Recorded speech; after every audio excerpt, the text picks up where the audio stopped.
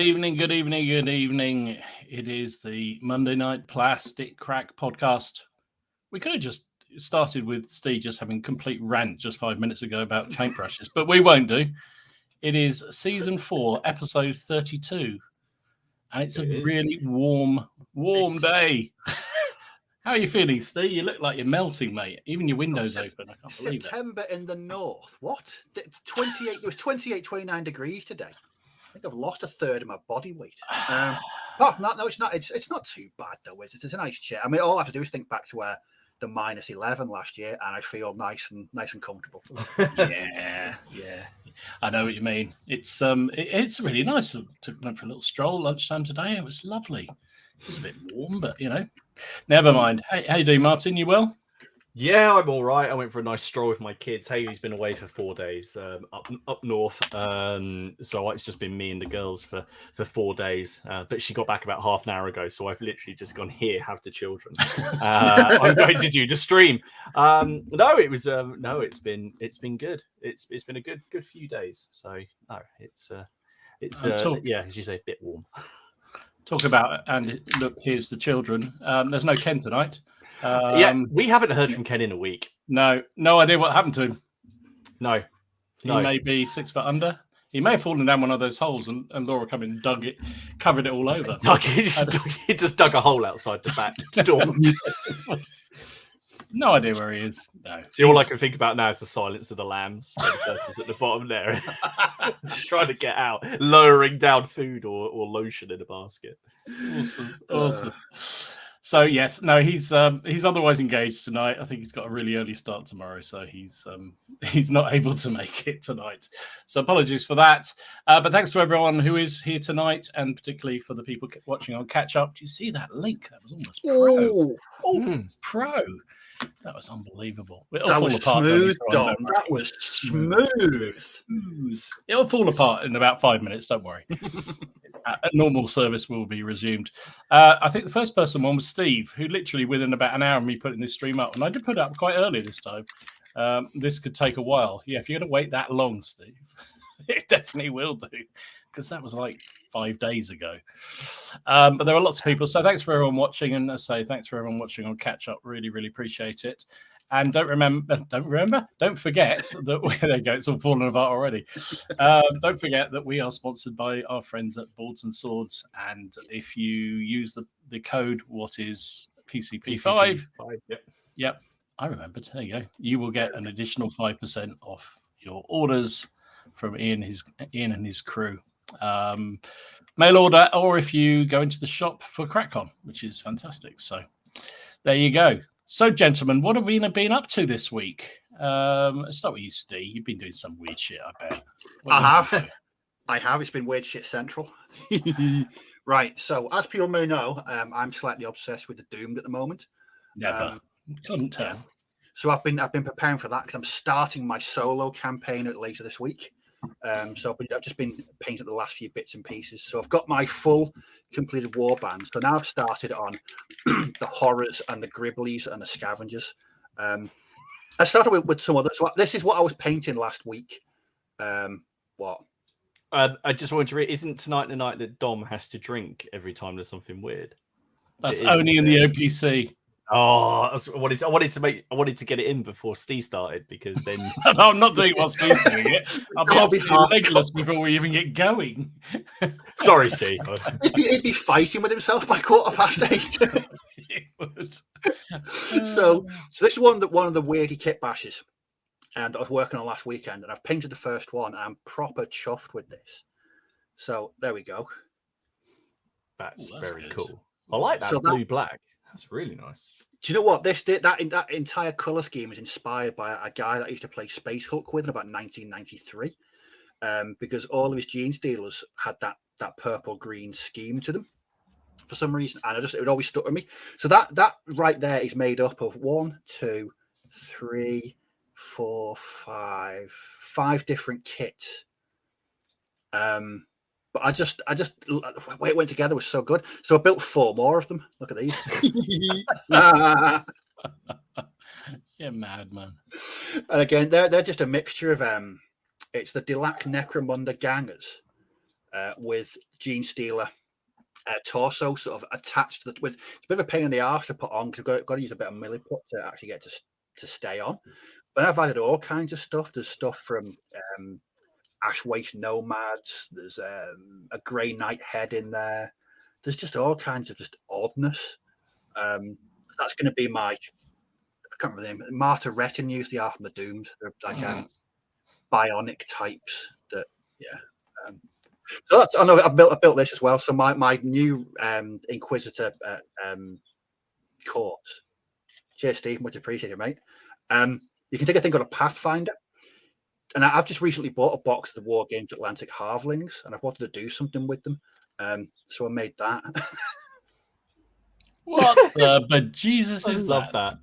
I love that. Is that a dinosaur head? No, it comes in one of the Stargrave boxes. It's like an alien head. So it's a halfling with a shotgun. It's what's the thing on its back? Right. Yeah. The thing at the top of it. Yeah. What's that? Is that it's from a Tau. I was going to ask, is it a battle suit? Yeah, it's a battle suit head that I snipped down and put it on the back of an Adeptus Mechanicus rucksack. That's amazing. I love it. Yeah. I'm getting a reputation here, undeserved of me. So I like this one.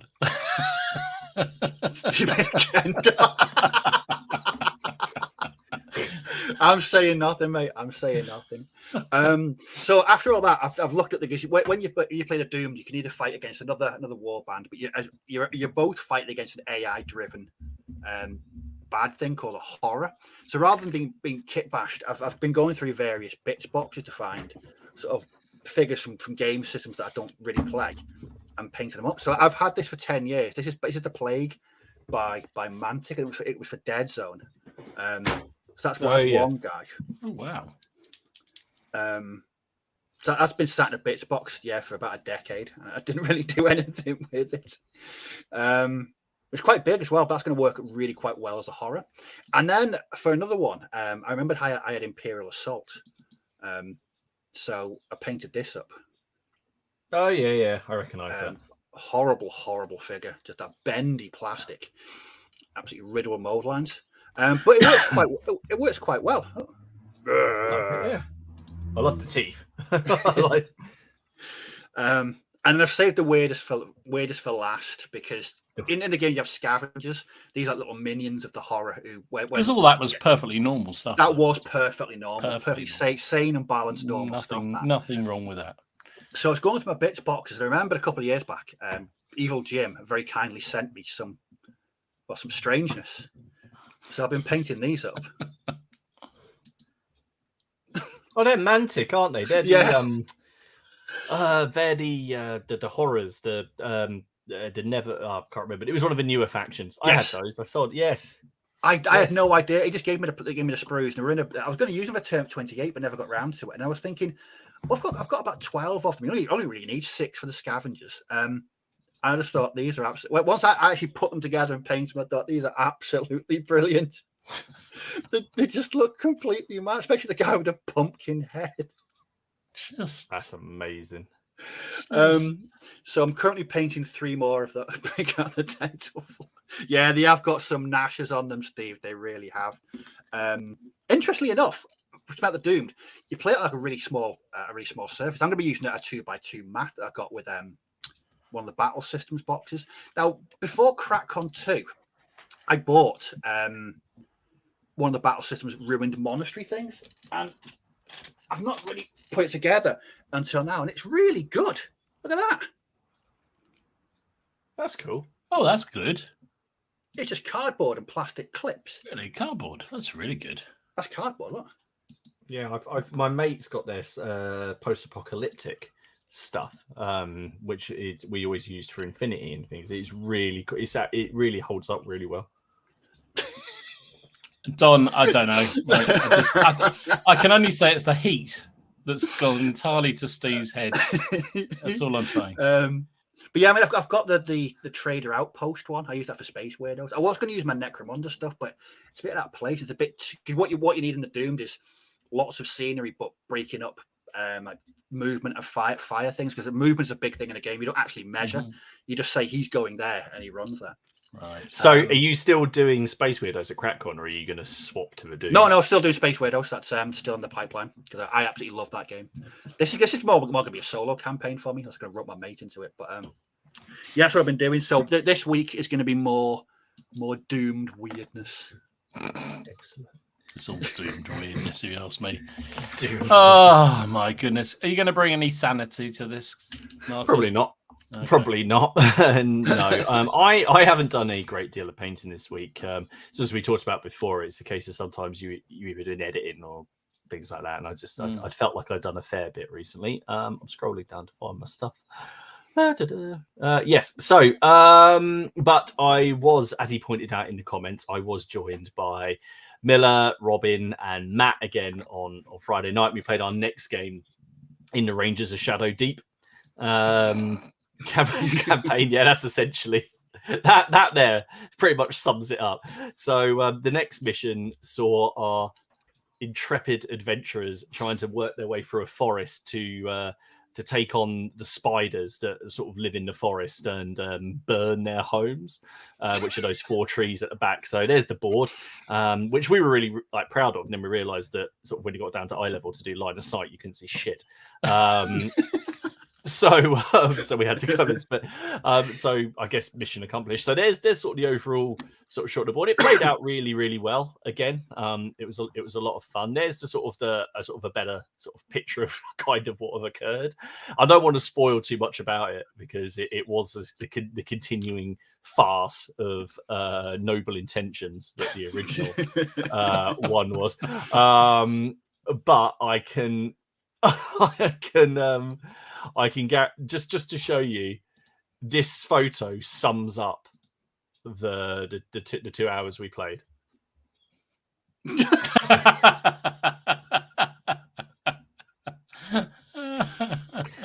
Now the problem is I'm now trying to edit this, and the moment that this particular bit is pertaining to, I don't know. I think it might get struck. I don't know. The video might get taken down, so I'm going to play around with it a little bit. Actually, it'll probably be all right. But no, we had a great time. It was awesome. it was a lot of fun. Yeah, I mean, so that's the first 2 missions done. So the first, essentially the training mission, which I died in, is made up of 2 scenarios. So I died in scenario 1 of the training mission. I'm in the end we decided I'm not in it. Well, I am in it. I take on a partner monsters, but because I want to paint up a new figure. But what we decided, I'm there in spirit, and I don't want to ruin anything, but but we carried on, because when there's not 4 of you, when there's 4 of you, you play it on a harder mode. So technically there was 3 of them, but we decided, I suggested that as they'd started on like the nightmare mode, they should continue on the nightmare mode, if you like. So yeah, that happened. Let's just say there was the spiders are a little bit squishy, and there's a lot of overconfidence, and then the penny drops that there's quite a lot of them. So I won't ruin it. So I've got that to edit. And I have to say, episode 1, I've laughed my head off. I laughed my head off all the way through it. It was just the funniest thing, especially when you tried to be really devious. And it all went what's it up. That was just brilliant. Yeah, no, absolutely. I mean, there's some stuff in there that I don't even know.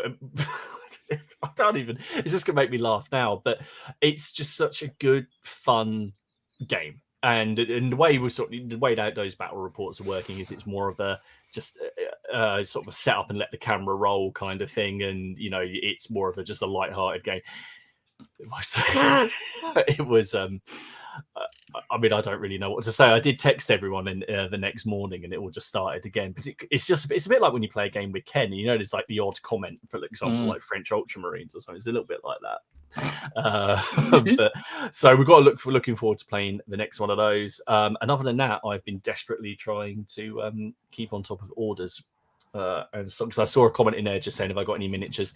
There should be in the next couple of days. There was a little bit of an issue, but all of them should be back in stock in the next day or so. Good stuff. good stuff. They've been selling well, I can tell. They have been, and fingers crossed there may be some, should we say, new developments. There might be some new stuff happening in the near future. But we'll see. Should put it in the news, mate. That'd be really good. Well, when I get a picture, I'll just chuck it in there and let you put it up and say, "Oh, I was looking on the internet and I saw this." Rather Found than this Martin random figure. Yeah. Martin sent me this while I was sitting on the toilet this morning. And don't worry, Digger. We'll go back to historicals. I know we used to cover historicals around here, but I don't know what's there were going on. historical miniatures in our game. If that makes you feel better, there are historical miniatures in it. Just not being used for historical purposes. Just being abused. Welcome to my world. That seems to be the way it also goes around here most of the time. Historical figures being abused in some way.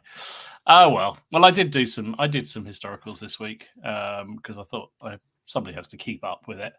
So cracking on still with the epic stuff. So that's some more epic. Well, they're not actually epic. These are Peter. I forgot which one. No, these are Peter Pig and Steel Fist. 15 mils for epic. I'm going to use them as cuirassiers in the Imperial Army. Yeah, they're all right. I'm not sure I'm so impressed with the Peter Pig figures, but they're all right. They do the job. They look cool. You can see the lovely red sash. Exactly. At that scale, though, I mean, it's that scale. I mean, they're not meant. Yeah. It's meant to be the bigger picture, isn't it? Yeah, so, exactly. Yeah, they're okay. They're just not the. Steel Fist are the best so far I've seen, but the Peter Pig infantry are pretty good. So these are Peter Pig infantry. So I'm going to use these as commanded shot. They're a bit, yeah. I mean, they're okay. The guns are pretty big, but they come out all right. Dom, are they from the English Civil War range? They are, yeah. They were the last Peter Pig figures I painted. Are they really? How funny! How funny! That's awesome. Yeah, no, but they'll do nicely as well. So I think they all fit in pretty well together. So, and then I did a couple more regiments of cavalry. So one Imperial and one Swedish, and some more commanded shot, which is the front there. So, yeah, so that's been good. But then for some reason, I just went completely out on a limb and did something completely different and did some Primarines. I don't know why, really. I'd had them for a little while. So there was that game that was in one of the magazines. Oh yeah, I can't think what it's called now. But they're 6 mil figures or something. They are, or 6 mil scale basically. And Tony down the club was kind of keen to have a go at it. So I thought, I might try and paint them up. So I've got one fleet. So I just started on the first couple of ships. So these are the smallest two, Trimarines, and then I'll work through some of the others. But they were fun, just something different. And you got to do something different to keep things moving along, don't you? So quite pleased with how they've come out. And then I thought I'd better go on with something more sensible. So I did some Prussian skirmishers for Napoleonics. These are our friends from the Perrys. Apart from the guy at the back who's a North Star figure from I think it was one of the leftover figures from Silver Bayonet I didn't sell off. So, he can be the NCO. So that'll be good. I'm quite pleased with how they came out. Definitely a lot of fun to paint up. And then I mentioned I was doing some Dutch Belgians as well. So I did a couple of commanders. Nice. A couple of commanders for those. Really yeah. They're gripping beast or front rank. Fire gripping beast, 28 mils. I just enjoyed them too. I actually took them at night to do those. That was really good fun. So yeah, that's what I've been up to. Been all good. Right. Representing on the historical front. Oh yeah. Senior moment boats. Yes, I think you're right, Rogue. Definitely a senior moment boats. Saga tours. Yes, Saga cruises. Yeah, it's just it's just. I don't know. You just got to do some different things occasionally, don't you? Just you got to change it up. I'm painting up another Seljuk command base because I've realised I only have 2 and I need 3. So I'm desperately trying to paint this up and get this done before our next Crusade game. So that because I can't have the same base being used for 2 commanders. Oh, obviously not. You know, I can't do that. I did enjoy your game the other night. That was good. Oh, did you? Oh, good. First Thank campaign you. game. Yeah, really. It was particularly fun. Although I'm not looking forward to the next one because I think I'm attacking a Byzantine outpost, so I'm going to be sort of going uphill, getting shot, and then getting attacked from behind by Robin's largest army. So yeah, but no, that was good fun as well. Oh yeah, I forgot I did that as well. Yeah, that was the thing I did. Yeah, you did that. Yeah, I forgot. Oh, well, good. So before we get on to tonight's topic, which is about failed or not started projects as opposed to ones you did start, should we do the OPC? Because I think OPC finished, and they sent us the list of all the entries, and I got away with this really lightly because I promised that I would have a drink for every entry, and funny enough, there's only one entry, so I don't know what happened. That's all I'm saying. Okay, there was about 6 entries. I was going to say, I think we might have to dabble with the truth a bit there. I smell bullshit. Yeah, you're probably right. Yes. So, what have we got? So, this month's. Remember, this is a fun challenge that the community on the Facebook page set themselves every month. There's no prizes. It's just for shits and giggles, and everyone has a month to work on a theme. This month was super weird shit. I love it that Yorkshire's just turned up in the chat just at that time. as you started talking about that. Yes. Well, he likes his super weird shit, doesn't he? I'm sure he does. Does he? No, he doesn't at all. Well, I was listening to his thing the other day, and he was able to identify or nearly identify an orc death copter thing when someone showed it when he was talking about it. So. When Sean showed it to him, so he knows what that was. I think you're starting a vicious rumor here. I love it. It's brilliant. Ken is into super weird shit. Good stuff. Right, you hit it first. Right, let's start with. I think I've got all these here, so I've got the list. So we'll start with Ian. Here we go. So this is a pregnant Nurgle soul grinder. I have no idea. That's on another level. That is awesome, though. That definitely hits the brief of really weird shit, doesn't it? Super weird shit. That Martin, absolutely does. Last week we were talking about gore. Yeah. I think definitely getting some vibes. Yes. I think we're scared. Definitely. What's it pregnant with? Ken's going back. I don't know. I don't really want to know, to be honest. There's pink it looks pipes happy. and tube. Yeah, it looks very happy. How can you tell it looks happy? Well, it's probably just killed something. Okay, fair enough. If you say so. Anyway, there's that. So cheers to that. That is awesome. Very good, Ian. Like that. No idea what it was going on with. Paul Franklin. He sent us hobbits riding hounds. That's amazing. That's amazing. I would question whether that's super weird shit or just super funny for shit, but that's really quite clever, actually. I quite like that. That's brilliant. That's ace. That's ace. Bravo. It's just, well, Peter aren't watching these streams, dogs carrying people around on a box. They might have some strong words to say about that. And then other Paul McKay, put this one up. Ex-Citadel fisherman from Wargames Foundry. I mean, what's it got? I don't know. I don't think I've got the words anymore. I mean, just what the hell are you lot drinking, for crying out loud? That's all I'm going to say. It looks like a rocket launcher. Is it a rocket launcher? I don't know. It looks like an old conversion beamer from Games Workshop 40k many, many moons ago. But that is that a frog? Yeah. Don, you need to sort yourself out, mate. That's all I'm saying. A frog with a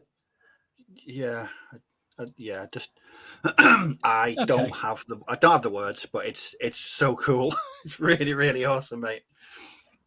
Love that. I don't know what it is, but amazing. Roy. Now Roy did Soviet ape men. I mean, They I are love ace. Oh, it has actually got a hammer and a sickle. I was about to say. Oh God, I hadn't even noticed that. That's brilliant. I never noticed that before. Oh, Jesus, that's fantastic. Oh Love my it. god, they are awesome.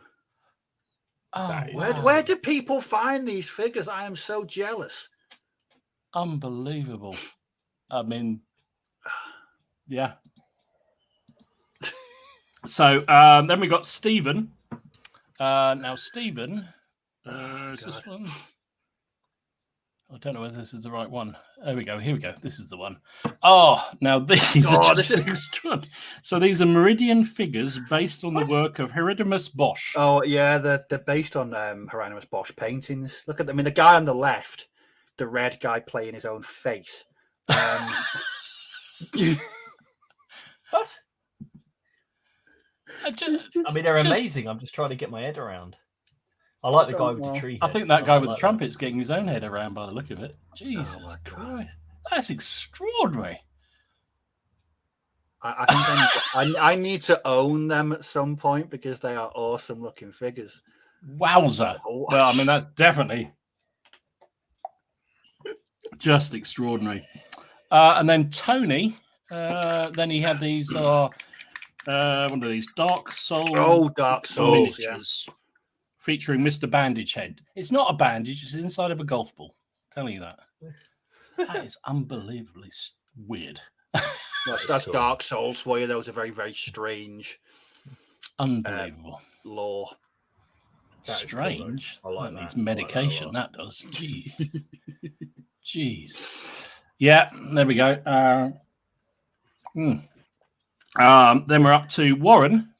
And Warren has excelled himself as usual with the Cauldron Knights animated by Magic Soup.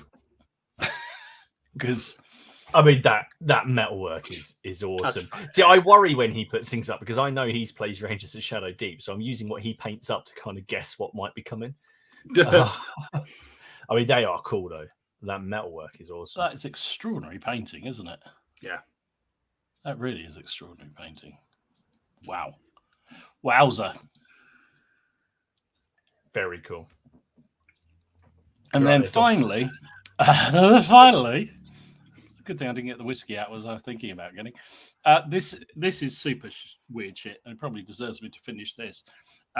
This is Stephen. This is his new spin-off from Turnip 28, which is called Acorn 28, Heart of Oak. I love is the one at the back. He's got his eyebrow is slightly raised. Yeah, he's got a quizzical. He looks very suspicious, the guy at the back, and the one next to him's quite short. You can't see his face. They're brilliant. I don't know why. I mean, what can I say? Bravo. Well done, folks. That was brilliant. Loved it. Some really weird shit there. Definitely some weird shit. So, reminder, that was for fun. The community, as I say, do this every month. If you're not a member of the Facebook page, join it. Links in the description down below. And next month, well, I suppose it's this month, September, they are doing, what are they doing? Warrior Women. So the idea is you pick up Warrior Women figures, paint them up, and you can show work in progress on the Facebook page, or just wait until you've got them done. Put them up with the hashtag OPC20. And 20? I know. 20? I did see they're going to, next year, they're going to be shifting to every 2 months. I did see that. So to allow more entries and more weirdness. Brilliant. Well done, guys. Really, really impressive to see. Loved every one of those, to be absolutely honest. They was hilarious. And it certainly hit the brief of weird shit. That's all I'm going to say. I'm sorry. I'm still that frog with the big gun. A frog with a big gun was the weirdest thing. Frog with a big gun. That's just extraordinary. It's one of the funniest things I've ever.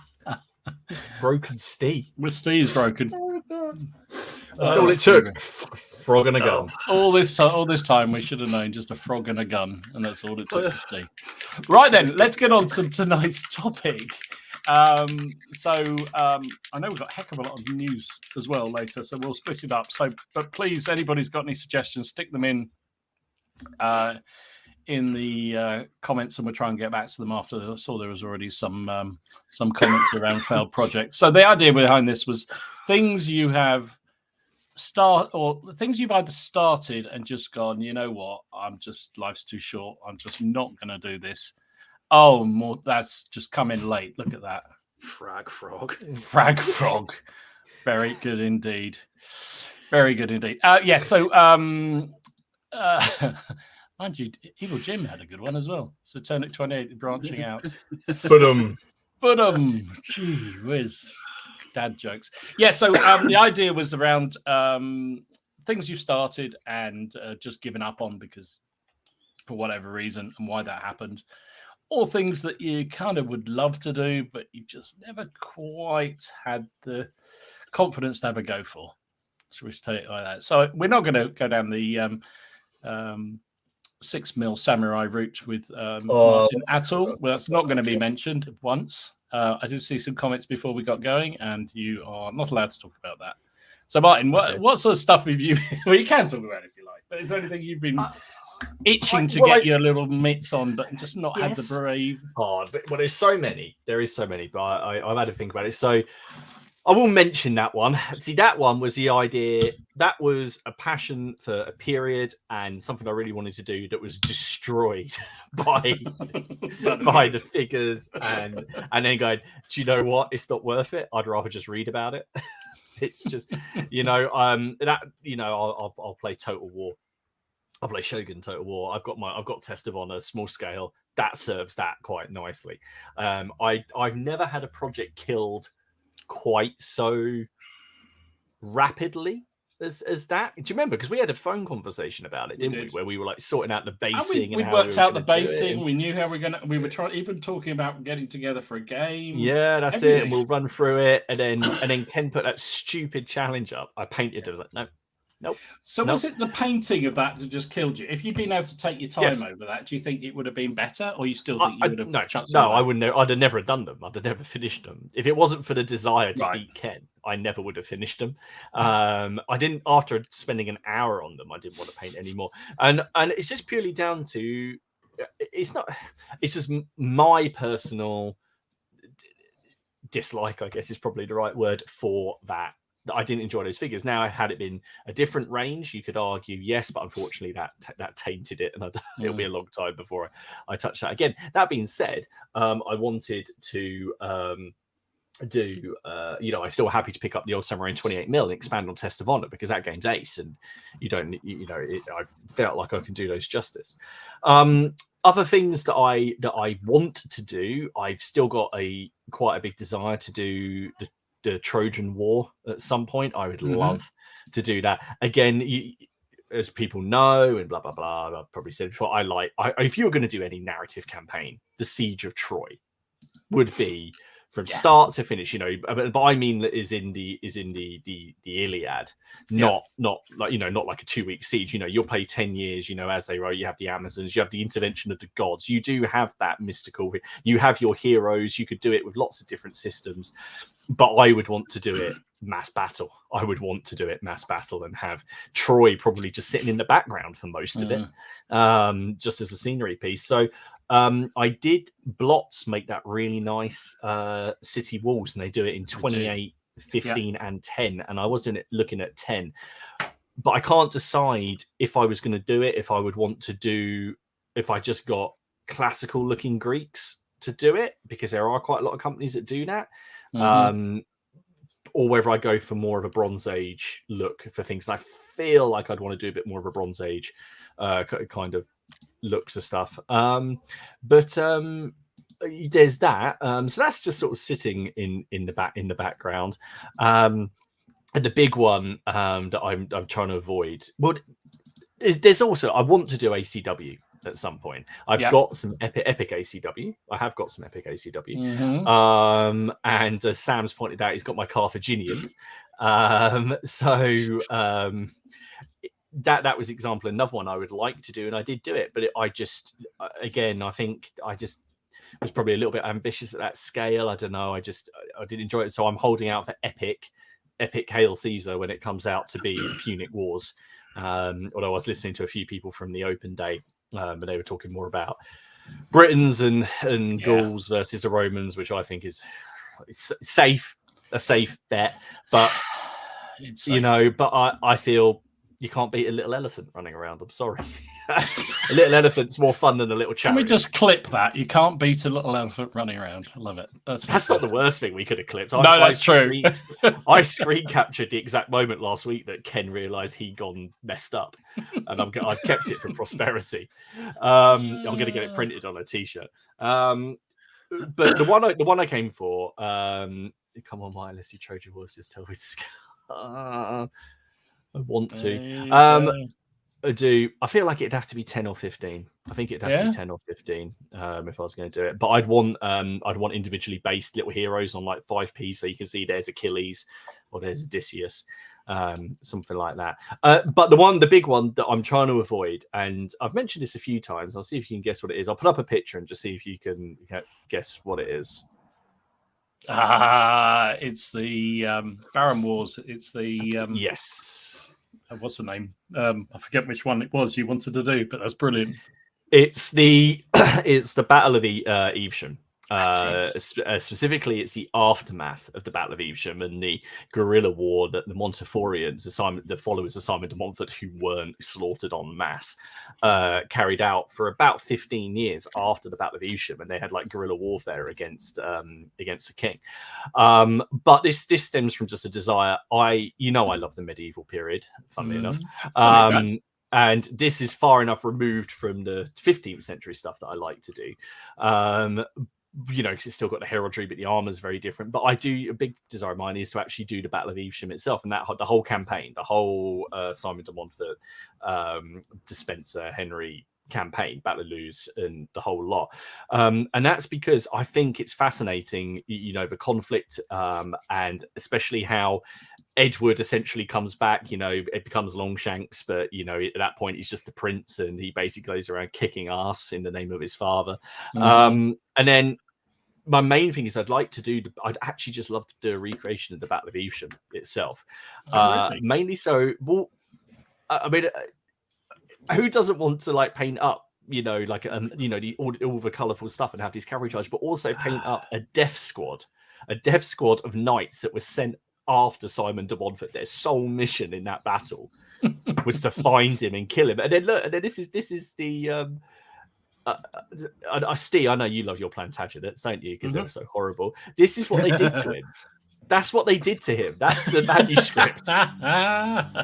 What I love about this manuscript is, look, there's the death squad. You see on the left of these knights whose sole job it was to find him on the battlefield. They killed Despenser, who's the guy lying above him, and then you've got Simon de Montfort. Look, there's his lion on his surcoat, and then they cut him into little pieces and put his genitals in his mouth.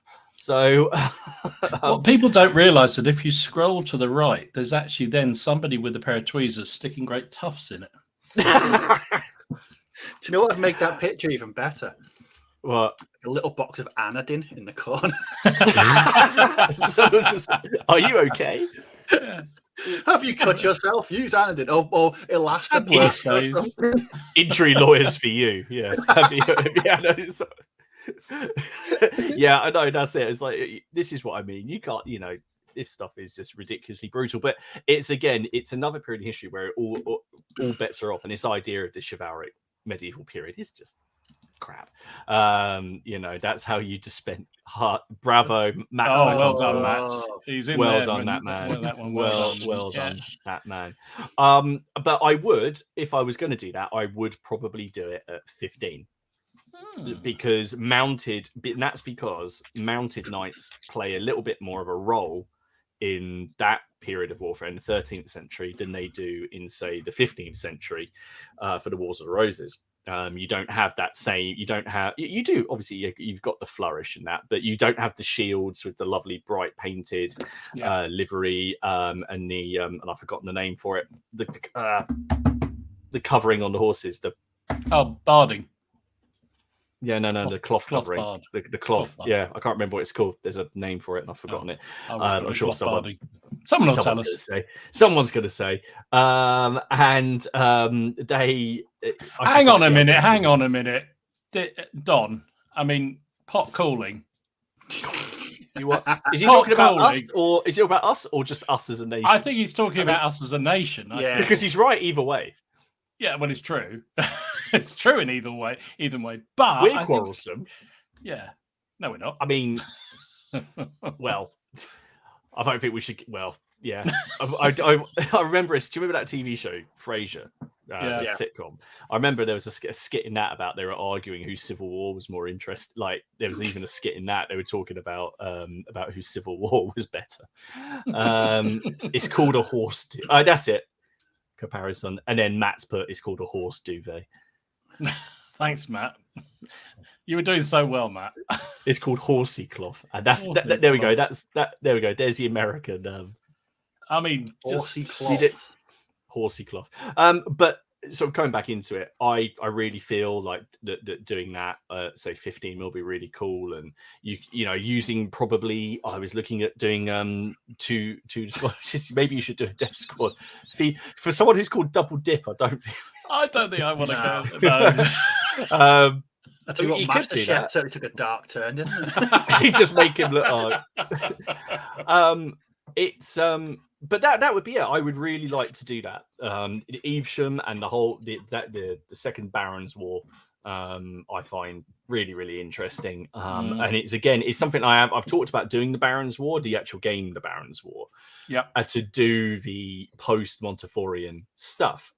But the more I thought about it, I was like, I would rather do it in 15 and do Evesham, because then you know where that would lead. That would then lead to Scottish Wars of Independence. It will lead, other places. I mean, the thing is, if I did it in 28, it's not that far removed from your Bruce's in Ireland project. And you've got armies then to do the Scottish, haven't you? We could do the Wars of Independence. And this is a whole a whole rabbit warren. Rabbit warren. But now here's the problem, because I said about doing it at 15s, and I've just remembered in my head that Victrix are about to do multi-part plastics. Yeah, someone just commented about that. It's gonna. See, and this is the problem. This is dangerous territory. Whereas all this started out it's all started over the last year for this book, wherever it's gone. Where's that book? There it is. Hang on a second. Oh, thank God he's got trousers on. Jeez. Yeah, this is me we're talking about. So it's this book, and I think I might have talked about it before. I highly recommend it. It's called Rebellion Against Henry III. And the disinherited Monteforians. And this book basically goes through each region. I just love that helmet on the front. That's just brilliant. Yeah, but doesn't that just make you want to paint one? It does. Absolutely does. I mean, that is Simon de Montfort on the front. So, I mean, if you take the helmet off and stuff his genitals in his mouth, then, Perfect, I was just saying, having such a funky looking helmet didn't, in the end, in the grand scheme, didn't help him. No, didn't help him much. No, which helmet are we talking about? I'd say, what helmet are we talking about, lads? Moving on.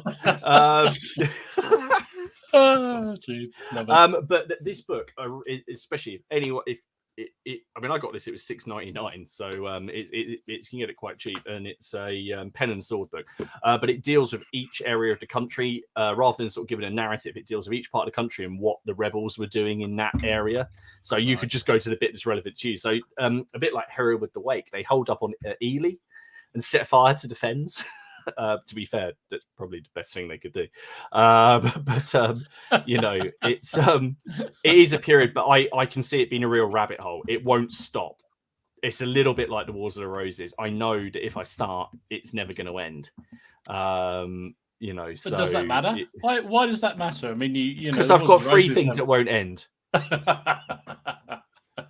You got a lot of things that won't end. That's for sure. Like the pain. Of doing all this. No, Paul said that's his project for next year, and he says he can second it. But you see, this is the thing, and then the idea, because of how agitated, shall we say, Edward was. Really, there's no shortage of enemy armies to build and systems play. But I was really thinking about using To the Strongest. I really liked To the Strongest, and I don't.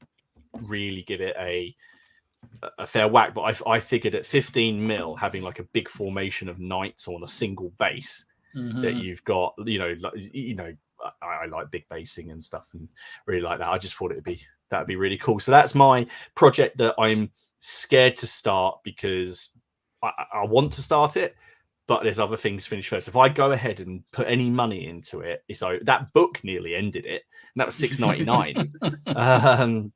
Exactly. Remember the Zulu? Exactly. I've got Zulus to get on and paint. I'm still getting on with that in the background. It's just, it's just need to prioritize. So maybe something for the future.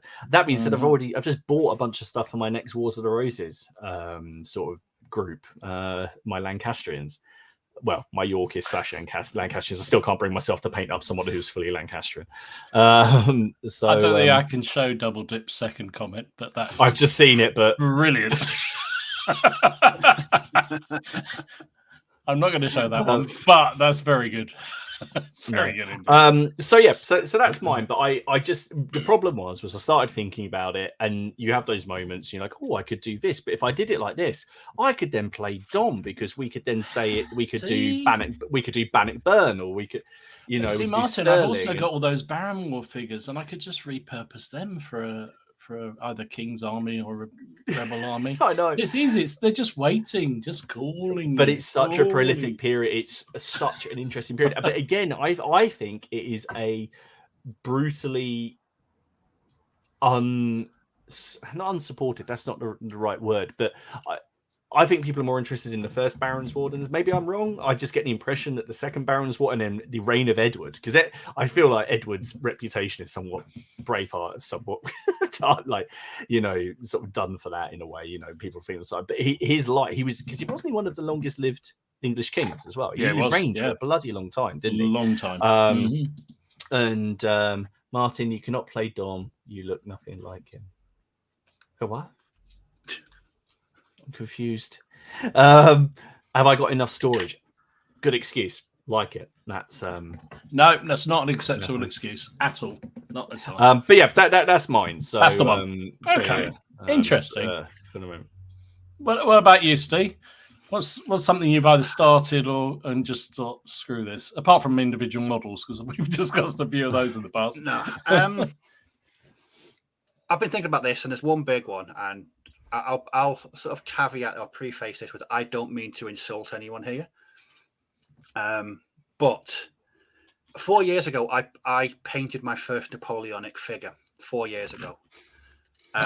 Now, I like the look of Napoleonics on a tabletop, whether it's 15 mil or 6 mil or 28 mil. And I've tried. I mean, people know I've tried.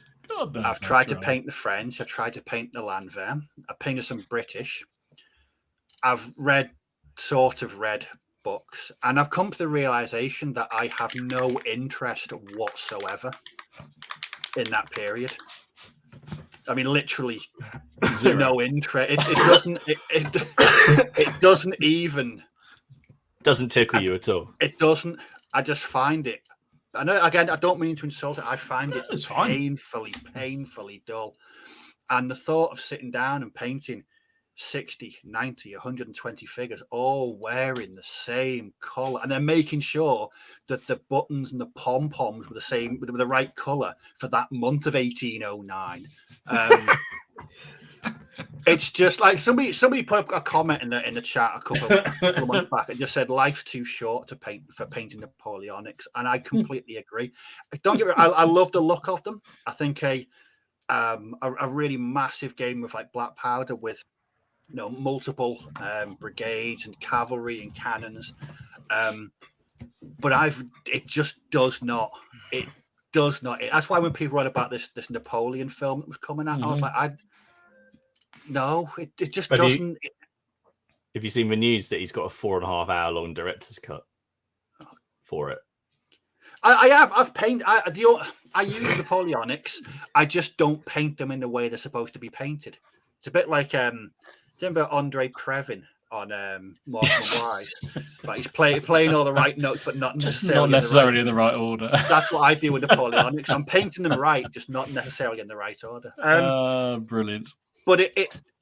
So is it? So I want to express. So I'm interested by this. So is it the fact that there are so many anally retentive people who are obsessed with the fact it's absolutely perfect, or you just the idea of Napoleonic period and battles just does nothing for you? I mean, remember I watched that 12-part documentary on YouTube. I found that interesting. No, because I thought you were on the turn there, because you definitely came in and said, right, that's really good. I enjoyed that. I understand it. But I think that was just from a sort of, let's watch historical documentary type thing. So I watched loads of historical stuff on YouTube, and I probably shouldn't, because it generally I want to. I mean, good example: War of the Triple Alliance. Yeah. Anytime I watch anything about that, you're obsessed with that. Now that's all Napoleonic type uniforms, but you love the idea of that one. I don't. It's just such a bizarre war. But they're crazy colours, aren't they? They are all true. And so I end up on the Perry's website, on the verge of spending the equivalent of a kidney. How much is a kidney these days, Smith? Depends. One division of Brazilians. But no, I think I'd like to think that over my years in the hobby, I've tried pretty much everything: sci-fi, fantasy, historicals, weird shit. I've tried it, and I can generally go back to most things. Mm-hmm. Oh God, can you imagine that? Some movies hand out 3D glasses. 4.5-hour movie should hand out hemorrhoid donuts. I think you're right. It just doesn't. It doesn't interest me. There's nothing. I mean, sometimes you watch a film, a historical war film, and it inspires you to go and do something. Or you watch a documentary on YouTube, and it just doesn't. It's weird. And the thought, I'd say that the painting, I find the painting excruciating. It's not. I paint to enjoy myself, and the thought of sitting down and painting, making sure everyone's cuffs were the right shade of mauve. His pom pom wasn't that color in that day. Oh, really wasn't it? No, it wasn't. All right, okay, man. No,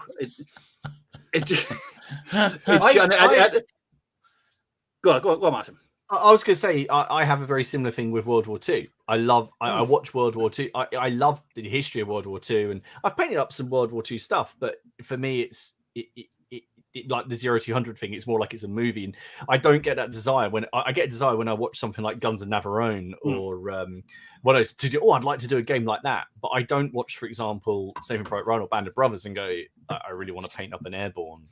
I don't. For some reason, I completely get where Steve's coming from. Sometimes it's just something doesn't. It just sticks. Doesn't click. You're thinking I should be interested in this. I should be writing lists down and planning painting schemes, and it just doesn't. I mean, I've tried to read books. I've tried. I just hit this brick wall because it doesn't float your boat. Doesn't interest me at all. And it's a shame because I've always wanted. I mean, I've mentioned this. I've always wanted to own a proper painted Napoleonic army, but I know. I Dirty Harry said, man's got to know his limitations, and my limitations is painting Napoleonics, because I mean, look how long it took me to paint 30. I mean, it did take you a while. You painted Landsnakes quicker. I know, that's terrifying. I can paint Landsnakes quicker than I can paint French line infantry. But the thing is with the Landsnakes, though, what I like about them is that the figures are good. The painting scheme is completely out there. Their history is so much. Well, I was going to say fun. I don't think it was fun. Fun for me to read about, not fun for the guys actually there being eviscerated by pikes and Zweihanders. That's going to really, really ruin your day.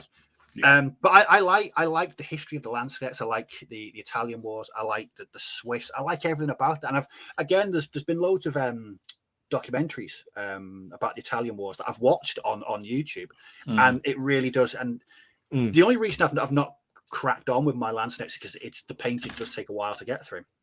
But I do enjoy it. It's not like I'm not enjoying when I'm painting them, because I absolutely love them, because you get use mad colors and mad washes, and when they're all based up with the flags, they look really good. And it was a personal achievement that I actually painted one Landsnet, never mind half a starter box, which I was quite chuffed with.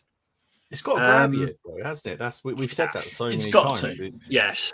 If it doesn't, you're going to put yourself through the pain of doing it, are you really? It's just, I have to say, you have got the award for sending people off on a complete side thing in the chat. The number of comments about Brazilians, which aren't really about Brazilians, is quite extraordinary. So please, you all calm down. I know it's a hot evening, but come on. If you can take any away from what Dom just said, is treat yourself an hour, go onto YouTube and just go onto YouTube and look up War of the Triple Alliance if you don't know about it. It's absolutely fascinating. It's one of the most fascinating sort of wars. I mean, it's a horrible, brutal war, but the people involved, the battles, just everything about it is so interesting.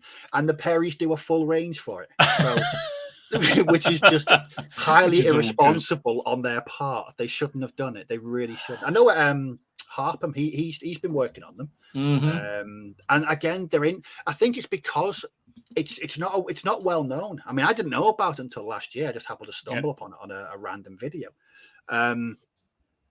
But it interests me. Same with Landsknechts. They interest me. Their history interests me. The fact they could wear those gaudy clothes and massive, great big cod pieces. It's interesting. I know no one's going to say, Steve, no. What you'll find is they didn't have that colour cod piece in. No one's going to say that.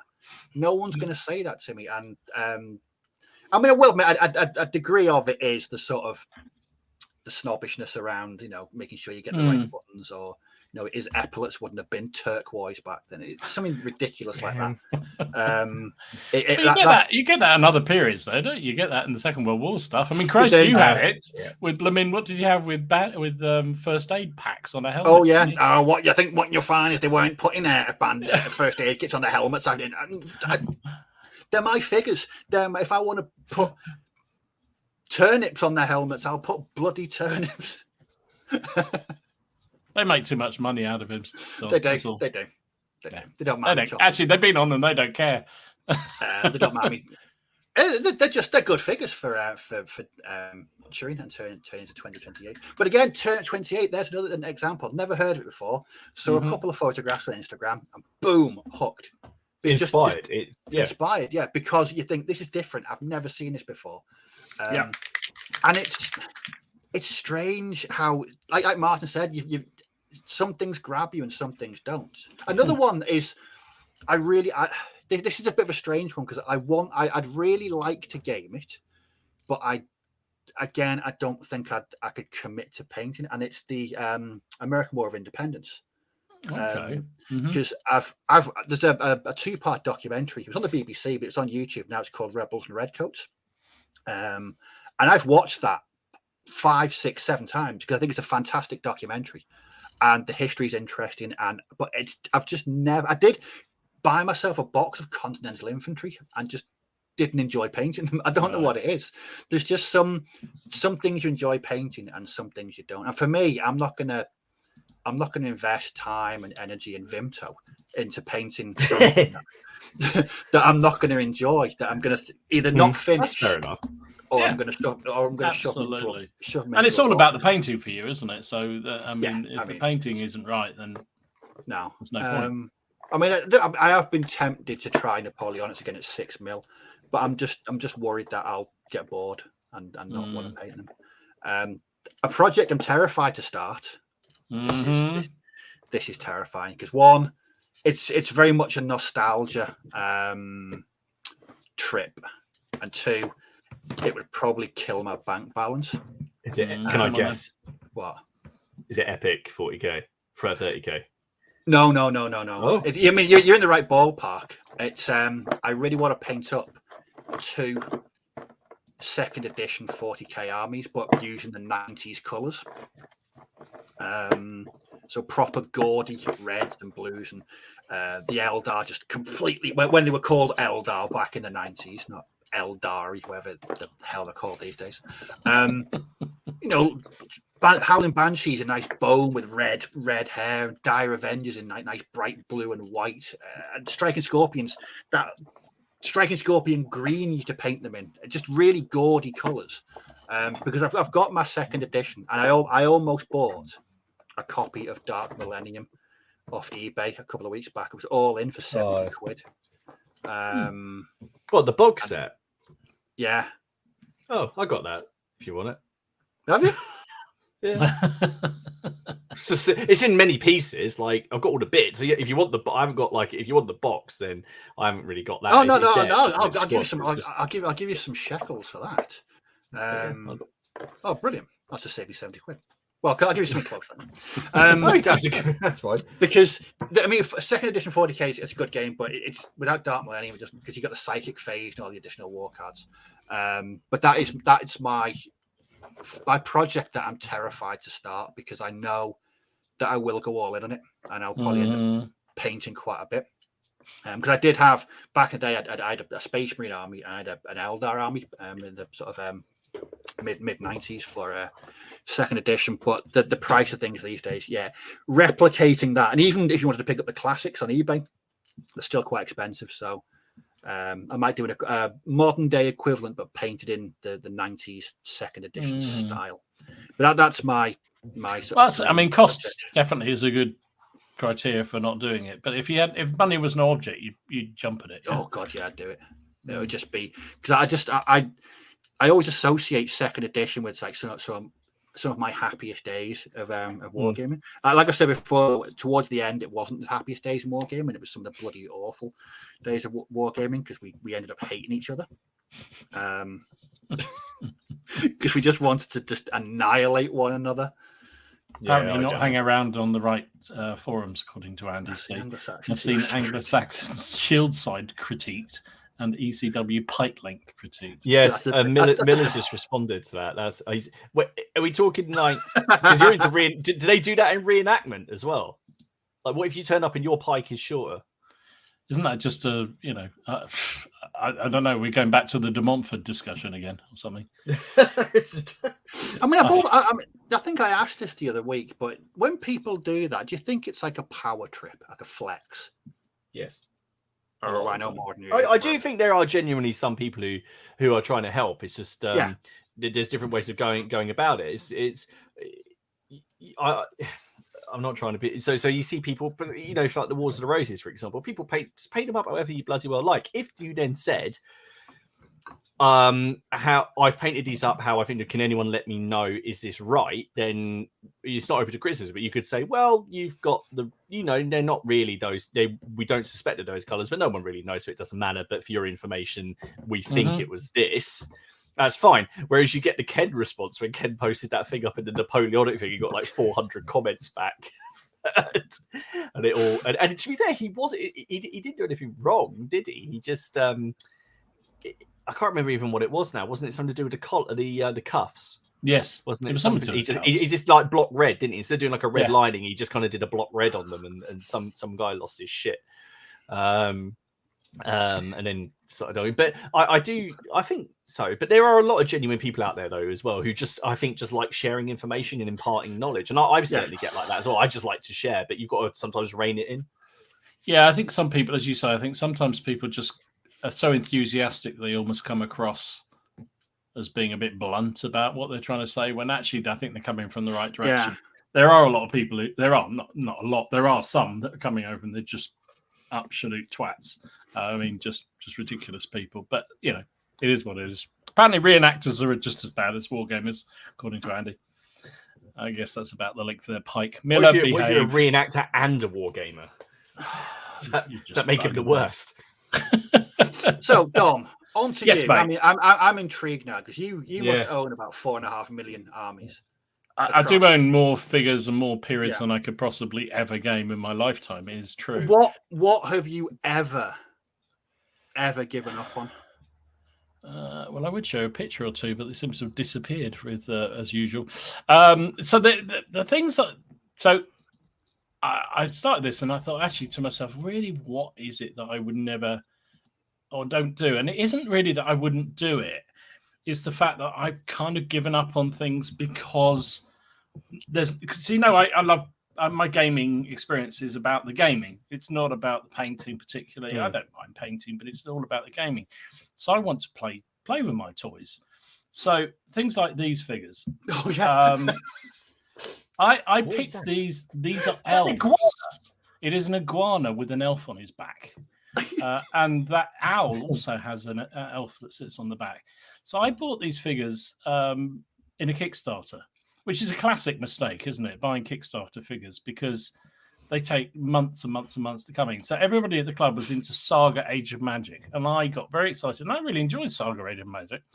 And I had a couple of armies that I repurposed from historicals with a few monsters. And I saw these figures come up on Kickstarter, and I thought, brilliant. That's what I need. I can't remember the faction's name, but I thought I need to have an elf army in my life. And I bought this, and they were not cheap. And there's a load of them. This is just a few of them. There's dozens of them. There's a great centipede model, and I mean they're amazingly good models. Two things happened. One was that everyone moved off Saga Age of Magic at the club, and people sort of didn't enjoy it as much as I did. And B, I just was intimidated by painting elves because I don't paint fantasy figures. Yeah. And so I just didn't really know where to approach them. So the two things kind of coexisted in the perfect failure for me. So they are still sitting in a box on the back wall back there. And at some point, I promised myself I'll paint them. But will I? I don't know. Well, that's what those kind of things. So I backed the Ark World Kickstarter for the first edition. Now it's on the second edition, and I never played it. I got all the rules. I got rules and 2 armies, and it's all whimsical fun. And then just never bloody played it. And I think I've painted up too. But what I do is for games like Dungeons and Dragons, but now Rages of Shadow Deep, I go, oh, I need a troll or a big worm. I know there's a big worm coming up, but what can I do? And I dip in and start to use those figures on other things. I just don't ever seem to use them for their intended purpose, which is a bit sad in a way, I guess. It is, isn't it? But I mean, my problem is I don't really do anything fantasy related. So, and that's what I realized, because the other one that I did that I got very heavily into, or not heavily into, but I was quite excited about at one point. It wasn't Kings of War; it was these orc fellas. So Ken and I were playing Oathmark, whatever it is. The fantasy one. With a little built-in campaign. With a campaign, and we played a couple of games and really enjoyed it. And we were playing a campaign, and he just, like Ken does, just went off into another world and stopped playing it. And I had bought tons and tons and tons of orcs to basically the core of my army. And that's where they've sat. I bought these on eBay, so they're already assembled, which made me think also, it's like, Jesus, painting those is going to be a nightmare because they're all stuck together. But anyway, so yeah, that was another thing. So both cases, it's games that I really enjoyed playing, but nobody else is playing in my club or in my group. So it's kind of just, that's killed it. It's just, they're not going anywhere, which is a shame, really. Yeah, it's coming at it from the other direction. It's like us sort of sitting there going, we don't want to get into it because we're scared that, where it will lead. And as you saying, I'm not going to, I bought it, I got into it. And then because you're primarily gaming driven, there's just nowhere for it to go. If I'm not gaming it, or I'm not likely to game it, the motivation to paint it dies. And that's the problem, because I won't just paint it up for sheer fun. Although I have done that with the Badgers and Burrows, it's true, but that's kind of different because they're just beautiful figures. But those iguanas and things are weird and really good figures as well. So maybe I'll just do them just for the, I don't know. But then I've got so many other things. I've got so many other things to paint. What happened? I don't know. I can't wait. You probably did complete it. Remember, God, we're talking a good 3 years ago now. I think you went away to Greece. Mm-hmm. And you saw something. I was in one of the old cities, wasn't I? Yes, and it inspired me. While you were there, you actually ordered. You're not going to make me name that rule set that I'm not going to name ever again.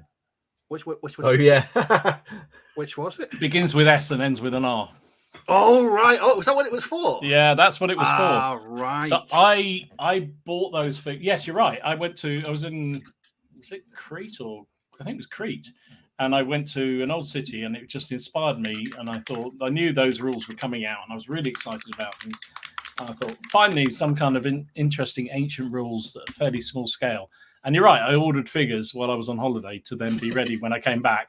And I painted them all up. And the rule book came at the same time. I took the rule book down to the club. And I remember vividly, there was about 4 of us. There was loads of interest. Everyone came around the table to say these rules. We played 3 games, and that was it. They were so awful. We never played them again. So yeah, but I don't see that as a lost project because they're just Greek miniatures that I'll use again in summer. At some point, Hail Caesar. We'll play a bit more Hail Caesar. And I had no idea that they were for SPQR. Yeah, they were. That's what it was for. I must have known, but I must have completely forgot. Wow. Yeah, that's what it was for, and it was when those rules were coming out, and I was really excited. And I remember being really fed up because it would have saved me a load of money because the rules were due to arrive before I flew, and I would have taken them with me to read. And if I had, I would have read them and thought this is a load of dog shit, and would never have bought the figures. And then they upgraded them for a second version of it, and it was equally dog shit. So dog shit plus times 2. So yeah, that was that. So, but at some point, I don't see that, as I say, I don't see it as a lost project because a lot of those figures were just I'll use in other periods and other games. But I am terrible at this. Will surprise you, Steve. I know I am a bit of a magpie for rules and periods and figures. So in some ways, that doesn't really bother me at all. I would love to do some proper fantasy gaming, as I do kind of enjoy it. I know I take the piss out of weird shit, and I do, but I would love to do some proper fantasy games. I'm still really, really tempted because someone put it up as a bit of a joke in one of the things in one of the Facebook groups, and then someone did some stats for it. But I'd really want to, and they did Hail Sauron. and just using Hail Caesar, but then they introduced magic in the commanders and just having blocks of orcs and using that system and introducing. I was sitting there and they'd done this amazing job because they got one of the John Howe images from the Lord of the Rings, and they'd done all this nice typeface over it. Obviously, no copyright intended. But from what I could see, all they did was really just use some of the stats from the game, which is absolutely what it's meant for. But I was like, you could just push that.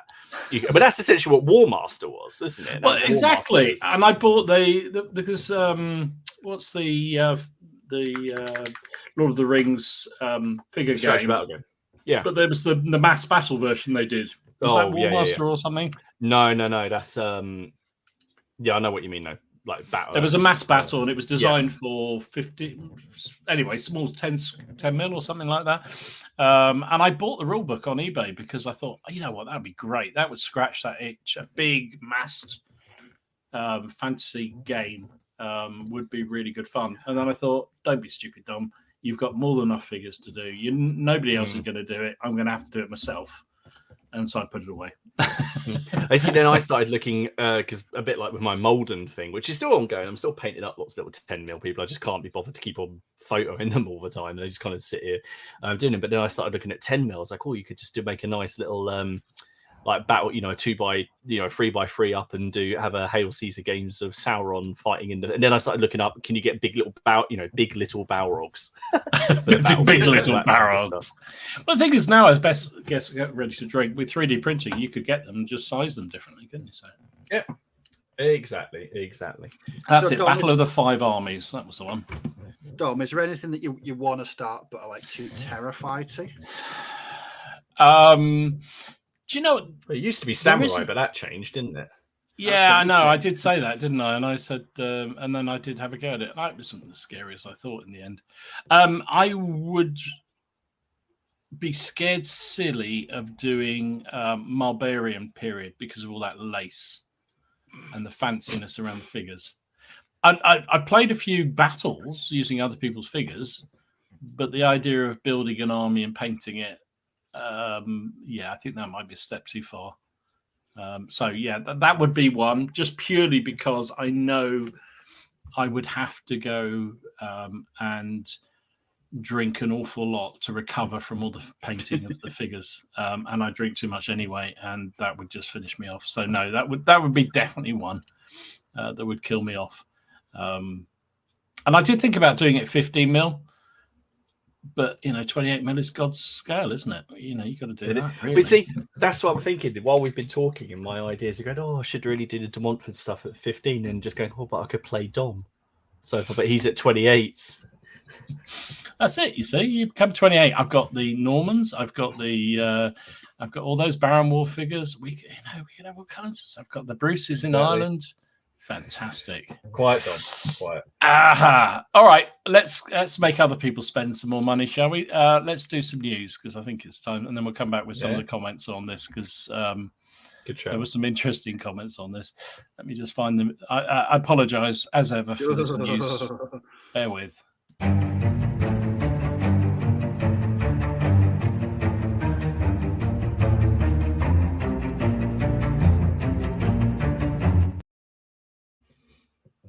Did that seem longer than normal? I don't know.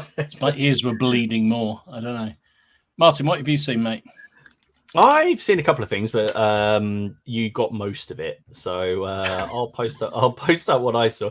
You talked about Burrows and Badgers. Let's start that. They've got some more terrain coming out through Sarisa, including this, which I thought was very cool, which is like a mill. That's brilliant, isn't it? And he's even written a whole sort of little backstory for the people who now own this mill and how it got run down, and then this mouse family moves in and it reaches new heights, but could very easily be the center of a scenario of somebody's trying to rob, get the grain out, rob the mill, or there's like a protection racket for the weasels and the badgers are muscling in on it and it's like Peaky Blinders or something. But Sarisa already make a range of Burrows and Badgers terrain, and it's got a very unique little feel to it, and I thought that's worth throwing up. So there's that. Only a couple of other things to say because you got most of it. Otherworld Miniatures. Speaking, so I follow Otherworld Miniatures. They make just typical monsters, and they're really good for RPGs. Basically, really, really good. And they're quite classic looking, like they have pig-faced orcs, and quite boxy miniatures. But they've released a Death Knight on a wyvern. And I just really liked it. I know it looks kind of. I think the guy on the back. I think that if I bought that, I'd probably leave the bloke off of it. I quite like the. I agree with you. The actual monster's better than the rider. I think that's brilliant. Yeah, but they've got a very good, just feel to them. So Otherworld Miniatures are always worth a little mouse with clogs on. Go and clippity clop on the stairs. Sorry. And then some news from War Games Atlantic. Squeaky blinders. That's it. So you guys have been on fire tonight in the chat. Very good. See, that's what you have to do, Dom. You'll have to do a campaign because obviously there's campaign playing Burrows and Badgers, but just make it like Boardwalk Empire or The Sopranos.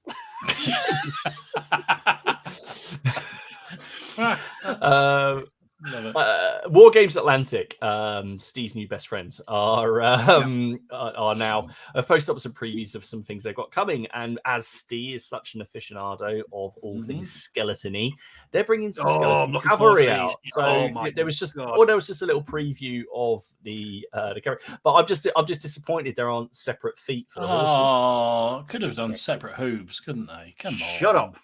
Come on. Do you know what? I was talking to my mate the other night about these. You know what I love about this kit is that the riders and the horses. Well, there is that goes without saying. They're not absolutely festooned in ornate armor, which seems this. Do you remember the old classic 90s Games Workshop skeleton cavalry? It was just a skeleton horse with a skeleton on the back. That was what it was. This was, I mean, I like the armor options you get, so sort of breastplates and helmets and stuff. But the armor's minimal. I will absolutely 100% be picking some of these up for my Warlords of Erewhon Undead.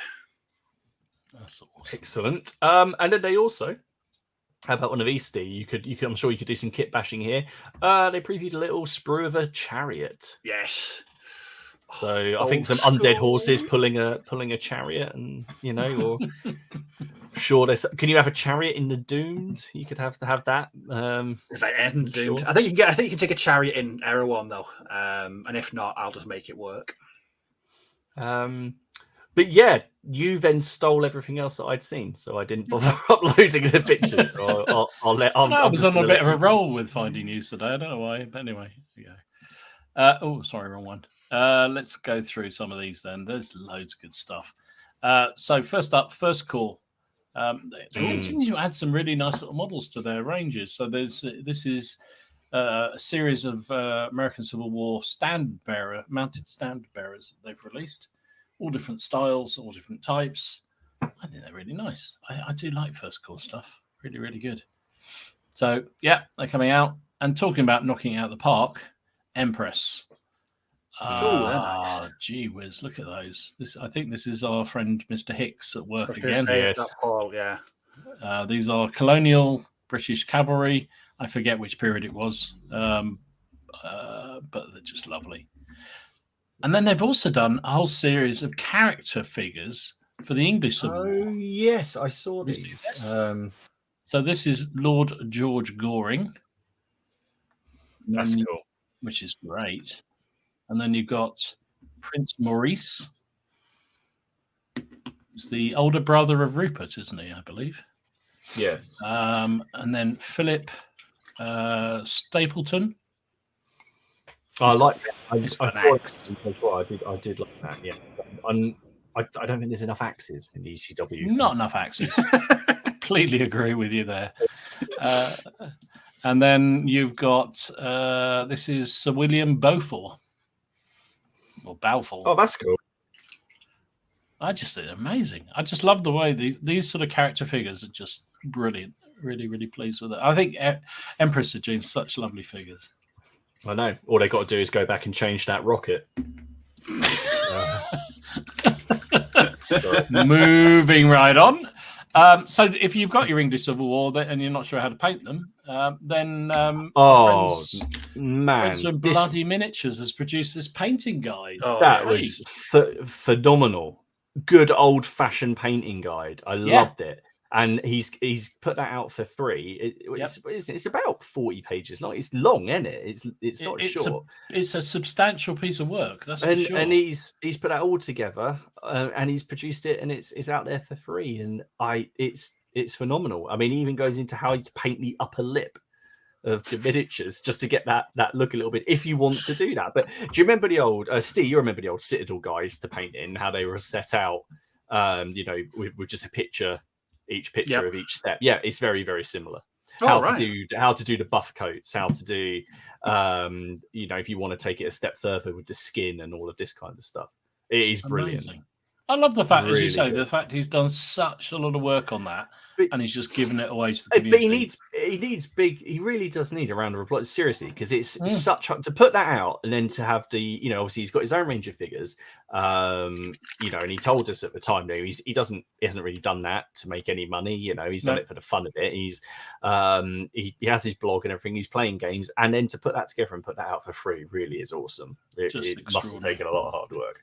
And yet these certain other companies won't even put a painting guide in the box, or even just anything in the box other than, or even painting, or even assembly instructions in some cases. But there you go. We won't go into that one, will we, Steve?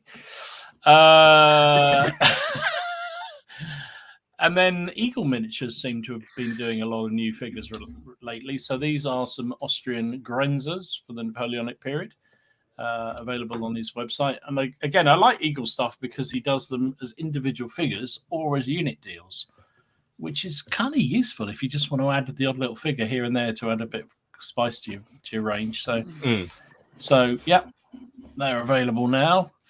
And then Martin, I know you'll be all over this, pig in what's it? So this is Reconquer's Pigsty. That came through today. So that's his pigsty. But what I love about it is the little kid sitting on top of the roof playing the flute. Perfect for just adding a little bit of character. Oh, little lonkers though, they're great. But they're not on fire. I'm sure you could model them up on fire. I will be printing. That's a lovely little scene, isn't it? But yeah, I'll be using that and adding that to the Crusade stuff. Definitely. Brilliant. Really, really cool. I know this got a lot of people excited. Blood and Crowns, which is 100-Year War version of their system, which is what they also do. Farlock Games did Blood and Plunder, Blood and Valor, Blood and Steel. That's it. All those different blood and things. So Blood and Crowns is the 100-Year War version of it. It's in Kickstarter at the moment. It's only, I think it's about another 5 days or something to go on it, something like that. No figures, but then they don't really need to because there's lots of figures out there. This is just the rule set and all the counters and that kind of stuff. And I think they do as a PDF version. Oh, there are some figures. I think they just the stretch goals. They had Black Prince and Joan of Arc, I think, as STL files, and the cog. Don't forget the ship. Right. Game. So yeah, that's coming to the end. If you're interested, make sure you jump on that one. Victrix continuing with their Second World War minifigures. So they've got. I quite like this because I did when I was buying into this period or this scale, and so that's a period I dropped. There you go. So I did go in. But again, that was gaming related. Nobody at the club was playing. They were all playing 15 mil. So I thought, well, why fight against the stream? So I got rid of it and I went to 15 mil instead. But I like this pack because what they've done is they've split them up. So you get 3 early war tanks, you get 3 late, and then you get the decal sheets. So the original set, I think they're all 76 mil guns or all 75 mil guns. You've got one or the other. So at least this is a sort of nice split up. You can, because if you're playing O group, you only ever needed a couple of tanks. So it was kind of a bit unnecessary to have 6 Shermans. But they're out and about. So they look good.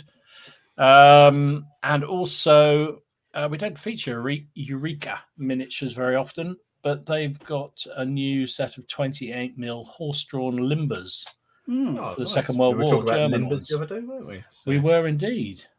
I thought this was quite timely to show off, and they do look good.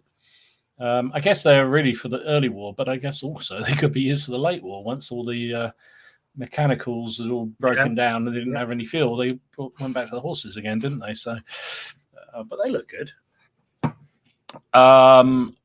More for Empress. This is another lot of their colonial range. They're going on fire with all the colonials. These are Sikh regular infantry.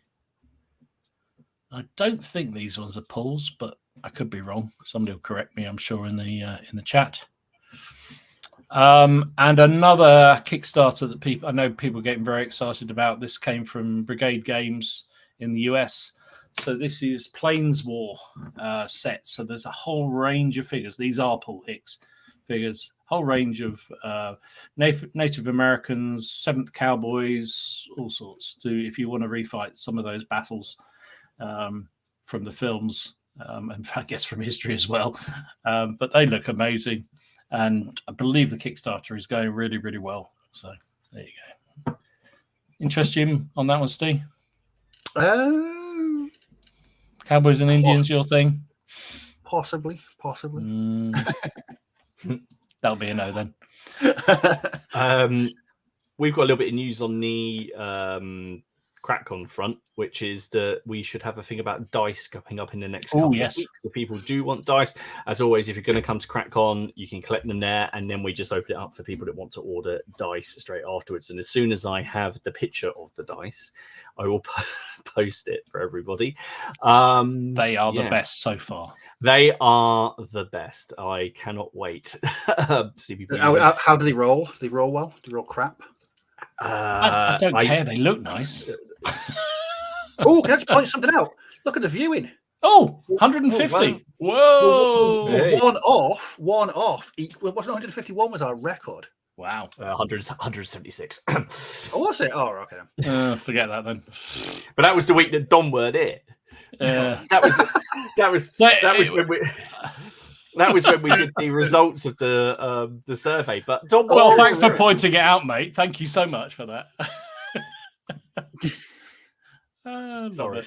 Oh, Right, dear. I'm going to carry on then. A couple more news items, one of which I think might want to spend a little bit of time on. So this one, for those in the UK, just to give Edward a shout out, he's running a game at the end of this month, 24th of September, in Bury St Edmunds, which is down Martin's Way. Napoleonic game. It's well, it's not your way, is it? It's where you used to be. That sort of direction, East Anglia. No, I live here. I live Well, there. you do live in Bury St Edmunds. That's where I am right now. Oh, okay, cool. That's what I thought. And then you confused me, but you looked puzzled for the minute there when I was talking about No, it's because he's out. It's in a place called Stanton, just outside Bury.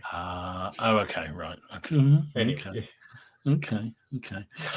So this is he's basically putting on a massed Napoleonic game. Anybody who wants to join in, it's £5 to come in. You can bring your own brigade of Napoleonic troops, 28 mil only. It'd be odd if we had 50 mils alongside 28s, wouldn't it? It's a big black powder game, £5 for the game, and there's a big raffle, all for charity, and it should be a lot of fun. So the details are on the Facebook page. I think you're going along, Martin, aren't you? I'm going. Miller's coming. You may be coming. I am coming. Yes, and yes, I think there's a couple of others coming, and and he's also got he's actually Warlord have sent some prizes for us, so Warlord are supporting it. There we go. There you go. So that'll be fun. I'm looking forward to that. I'm just not sure which force to bring along with me. Do I bring the Swedes? Do I bring the I don't know, Württembergers maybe? Who knows? Anyway, depends which side I'm going to be on as well, doesn't it? Other thing, other thing to talk about it's colours this weekend in the south of the UK. If anybody's going to that, I'm sure there'll be a lot of people going along to that show. Sadly, I'm away and I can't make it because it was one of my more local shows, but I hope you have good fun if you go there. The other thing, last weekend was the Warlords Open Day.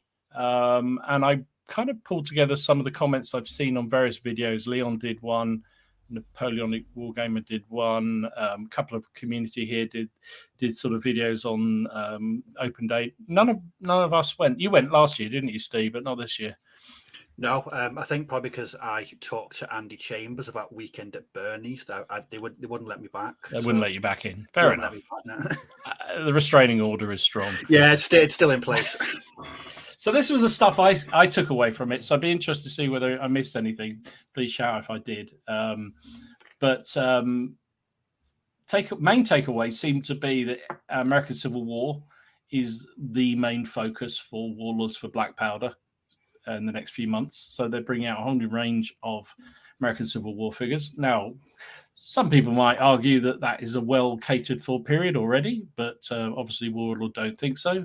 But as Tim on Napoleonic Wargame pointed out, they have a book for it for Black Powder and have never done any figures. And they seem to be basically trying to put figures for all the books they do. And there were a lot of pictures. Leon's got some really nice pictures of the American Civil War figures that they showed off at the event. So if you're interested, check his channel out, Leon T66. What do you think? ACW interest you? It's interesting you mentioned about the book, the Glory Hallelujah book. I've got it. It's a lovely book. It's a nice book, yeah. Really is. I mean, it's probably predominantly 28 mil. All the Perry's mages in there are 28 mil. But no, it's a lovely book. It's got loads of campaign scenarios, units, sample armies. But like you said, they've never really made figures, so they haven't really done anything with it. So I think if they can use the contents of that book and really, get a lot of ACWs. I mean, I've been impressed with the ACW stuff. Remember when they did the newsletter and they showed that mortar, and I thought it was 28 mil. Yes, it was so epic. Yeah. And I mean, I've been painting my epic ACW on and off. So it is something that, it's interesting. So it wouldn't surprise me. Let's face it, they've probably made a shitload of money off it. And that's not beat around the capitalist bush here, but they've probably made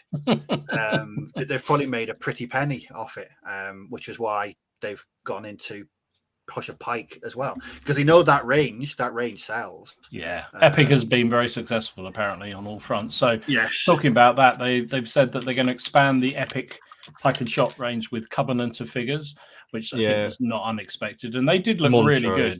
Montrose and all that, and also for those of us weirdos doing the 30-Year War, a bespoke box of Cuirassier figures apparently coming along. So yeah, that's interesting. They seem to confirm, from what I'd seen suggested in some of the comments, that the next one, as we know, is going to be Epic Caesar of the Epic variety. So Romans and Britons seem to be the suggestion, but no idea about when that's going to happen. I think, yeah, you and I agree, Martin. I think we've missed a trick on that one. I think. Well, I just again, I mean, I know it's a bit like when we come back around to the Waterloo thing again, isn't it? It I said at the time, I was like, why not do something else? But it sells well, Romans and Gauls, Romans and Britons. However, my preference would be for the Punic War.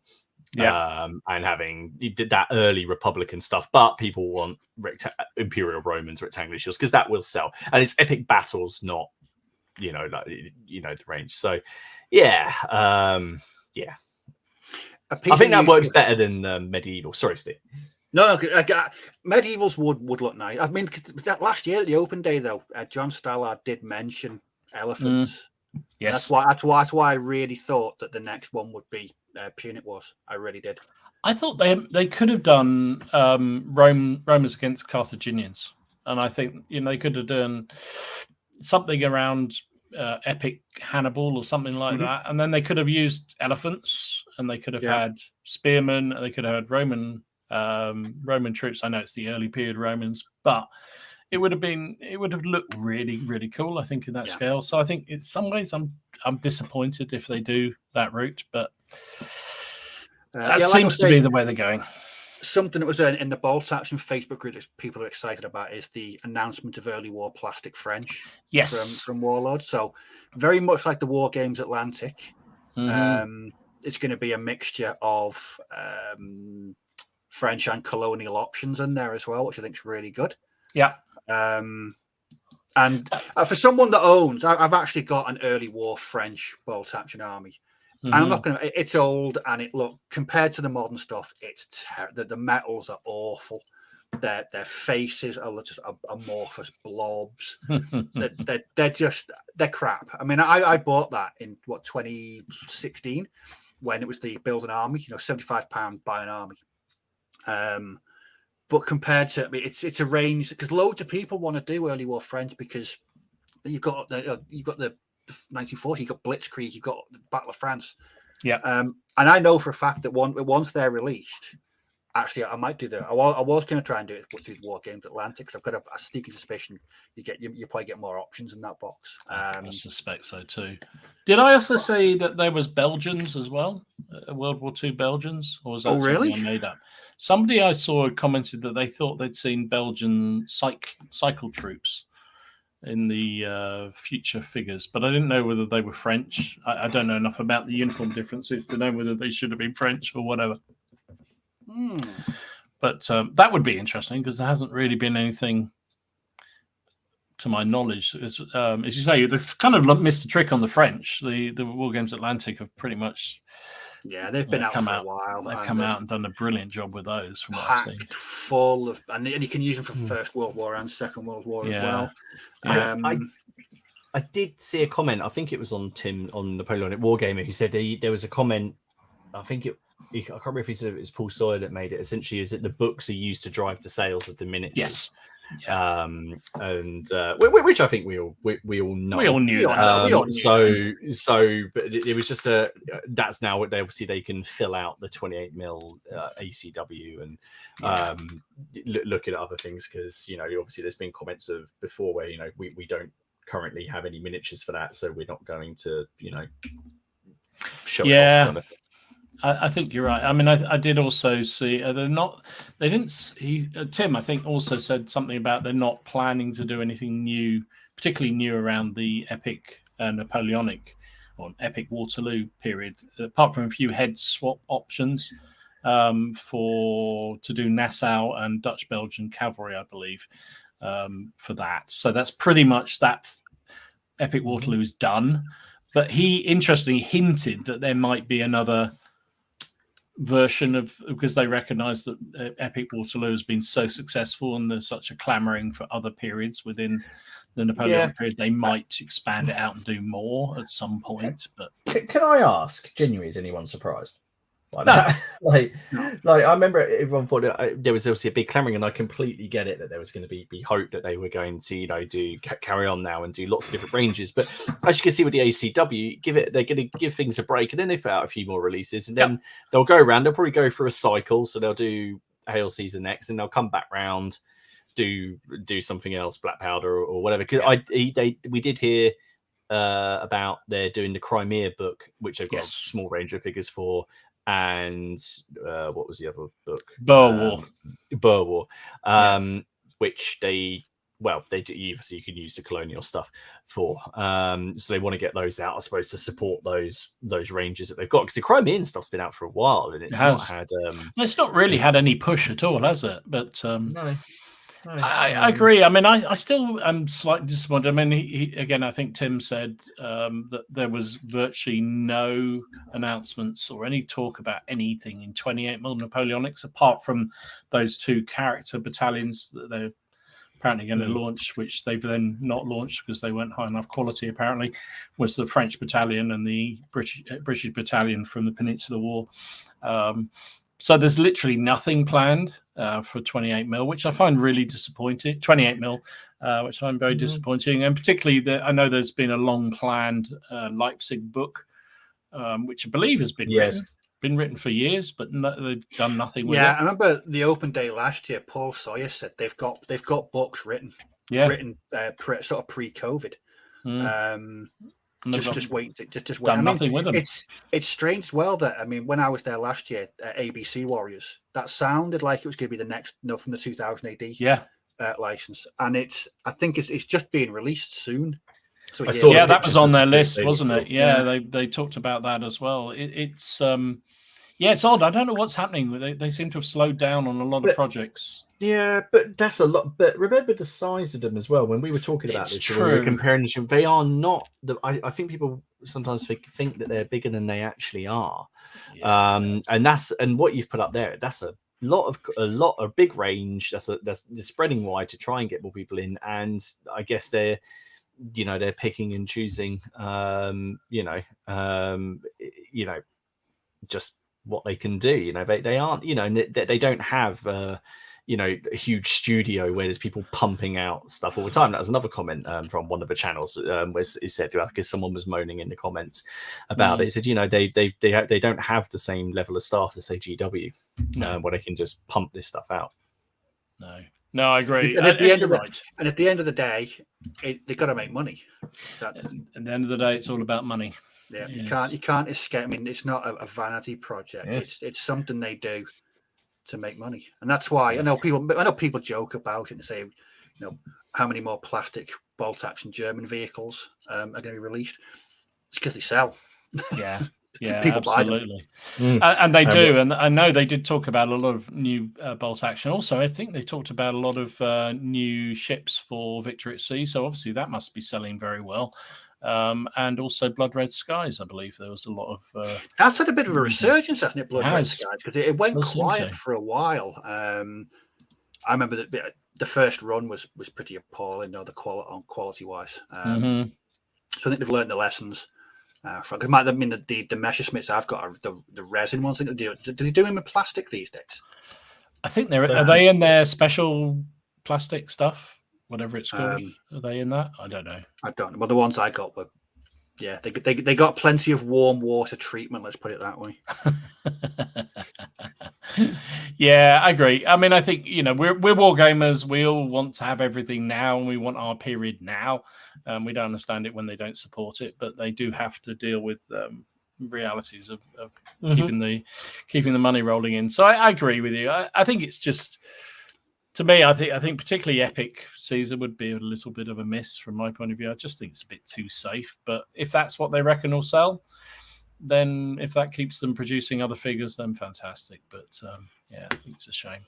I do think in time they will be, like you say, Martin, I think they will be producing all sorts of different epic varieties that we'll be able to gorge ourselves on. And some will be things we like, and some things will be things I have zero interest in at all. And that's all good. That's all fine.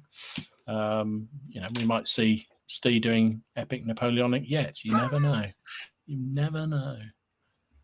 Oh, I've tried. You know what? You froze just at the perfect moment there. I painted one base of them, and it was again excruciating because they are all. I mean, at least with the ACW ones, a bit of variety. Some chap's got a beard, some chap's got a different hat. This was just was a guy stood there with a musket, and the next one, and the next one, and the next one. No. Red Sven says they're new resin, so much better. Apparently, there you go. Yeah. I've never played it, and I've seen I mentioned this before. I've seen a few people play Blood Red Skies down at the club, and it kind of looks interesting. Yeah, it does. And it is a low cost entry, isn't it? It's not. You don't need many planes to have a go at it. But I don't know. Nobody I play with down the club that often is that interested in it. So again, going back to projects you drop or don't take on, it's that would stop me doing it. Yeah, I don't think they're going to do epic turnip. No, that's just not going to happen. Can you imagine ranks and ranks and ranks of Napoleonics with their head ripped off and turnips put on instead? I can, and it gives me that warm, fuzzy feeling inside every time I think about it. Gives me an altogether different feeling, mate. That's all I'm saying. Right, that's great. I mean, some really good stuff coming in. So thanks for all the comments as well. I'm genuinely excited by Waller's stuff. Apart from the Napoleonic 28mm, I think that was a bit of a shame. I was hoping for something, particularly around the new books. I think that would be really cool. But it is what it is. Is what it is. Right. Oh, cracky. We've only got about 15 minutes to go. So let's look. Yeah, I know. That's whistled flown by. I want to make sure we've got time for some pictures at the end. Why is that, Dom? Why is that? Because somebody might have forgotten last week to upload them. I'm just saying that, putting that out there. So thanks everyone again for being on the stream and watching us. We really, really appreciate it. Make sure that you hit the likes and subscribe to our channels if you haven't already done so. I'm sure most people have, but if you haven't, please do. Really, really, really appreciate it. We love doing this, but that does help us feel really good about doing it. And all the details are in the description down below and all that good stuff. So brilliant, and thanks for everyone watching on the catch up. I said that already, didn't I? But the effect of 2B is coming through, but we still appreciate everybody. So let's look at some of the comments about projects people would have dropped. So Mobile and Hostile said he gave up on Malifaux. The Other Side Kickstarter took an age to come through. Despite superb sculpts, they made it a really crap bendy plastic. That's always a shame, isn't it? When the quality of the product really isn't it? Yeah.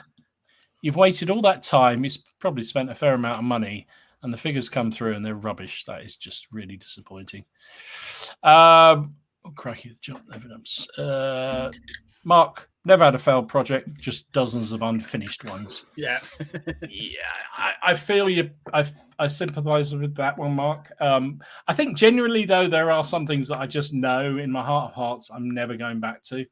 There's plenty that I kind of fully do intend to go back to. Like someone pointed out, someone was obviously looking through some of my older videos on Franco-Prussian War and got to the end one and said, "Isn't there no more? What happened? Did you stop doing it?" And I said, "No, I just kind of fell out of love with it, but I will go back to it at some point." So that's not a failed project. That's just a sat on the back burner hiatus. Project. It's on a hiatus, exactly. Hammer Jam says much the same. Never a failed project, more an ongoing project. True.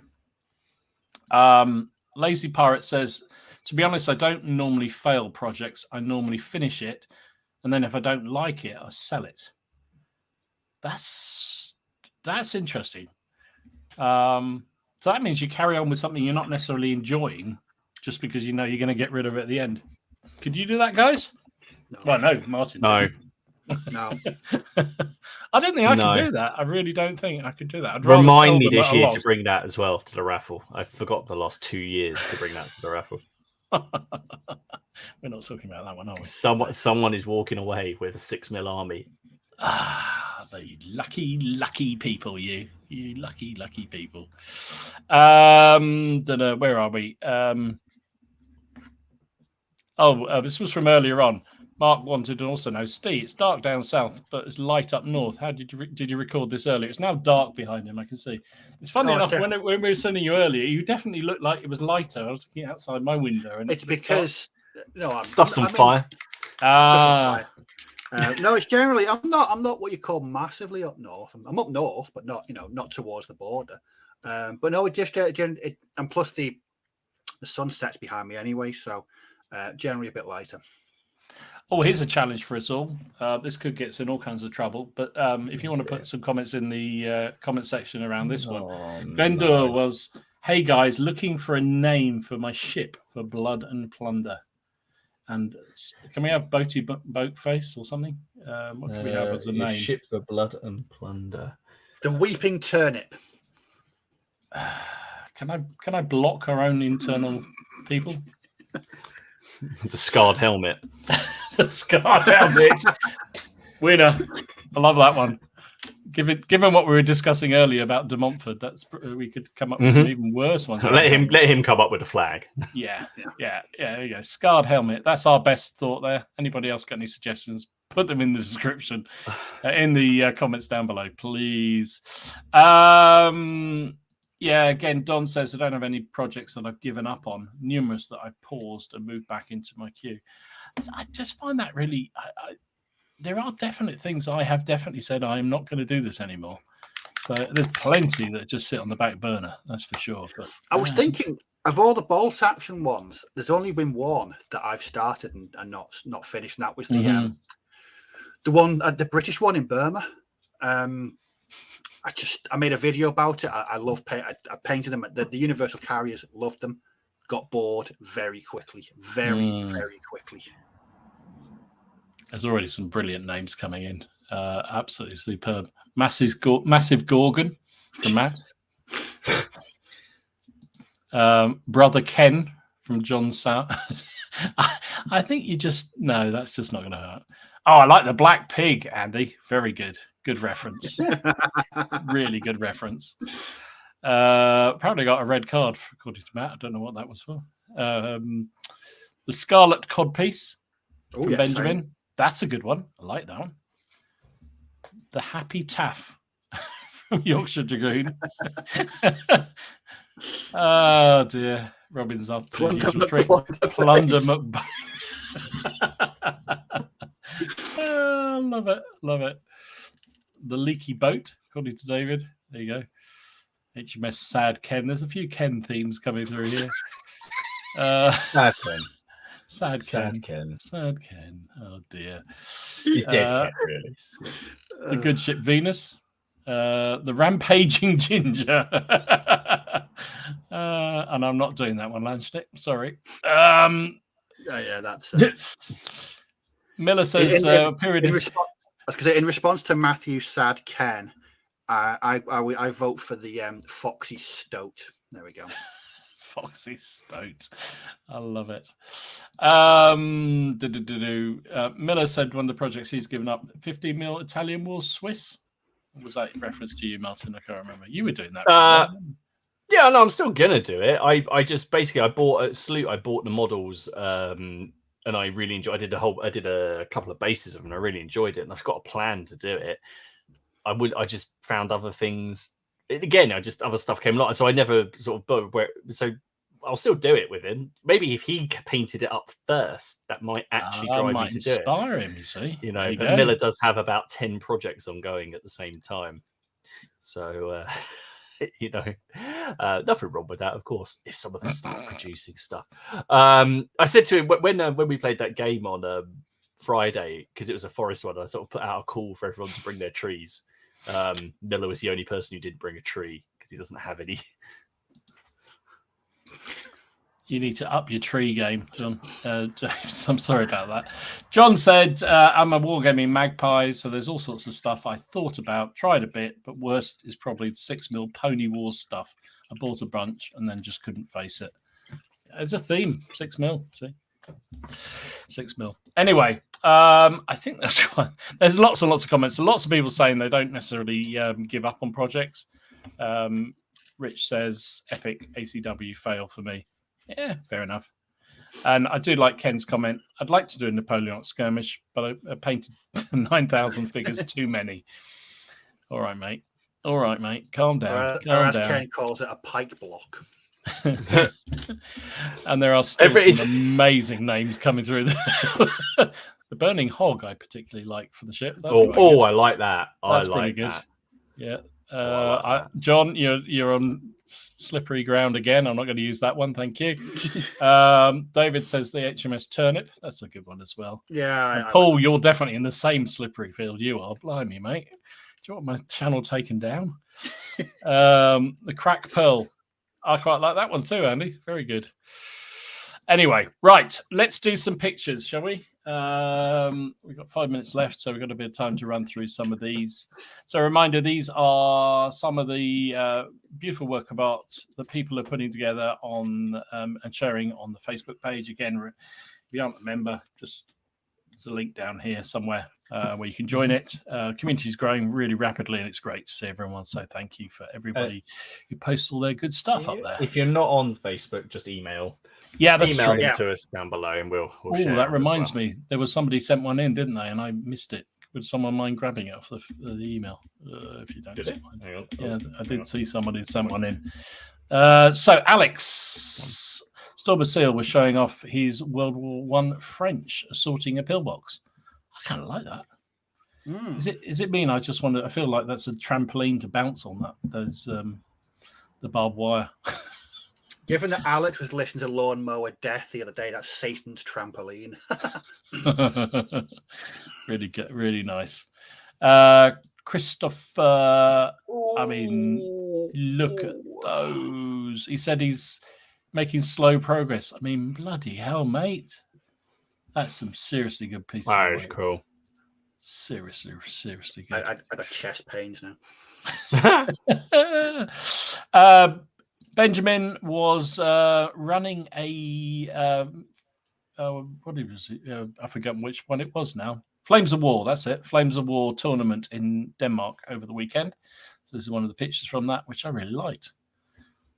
Just loads of Shermans heading towards a bridge. Nothing could possibly go wrong there. Nothing at all. Nothing ever goes wrong. Nothing goes wrong. This is from Andy.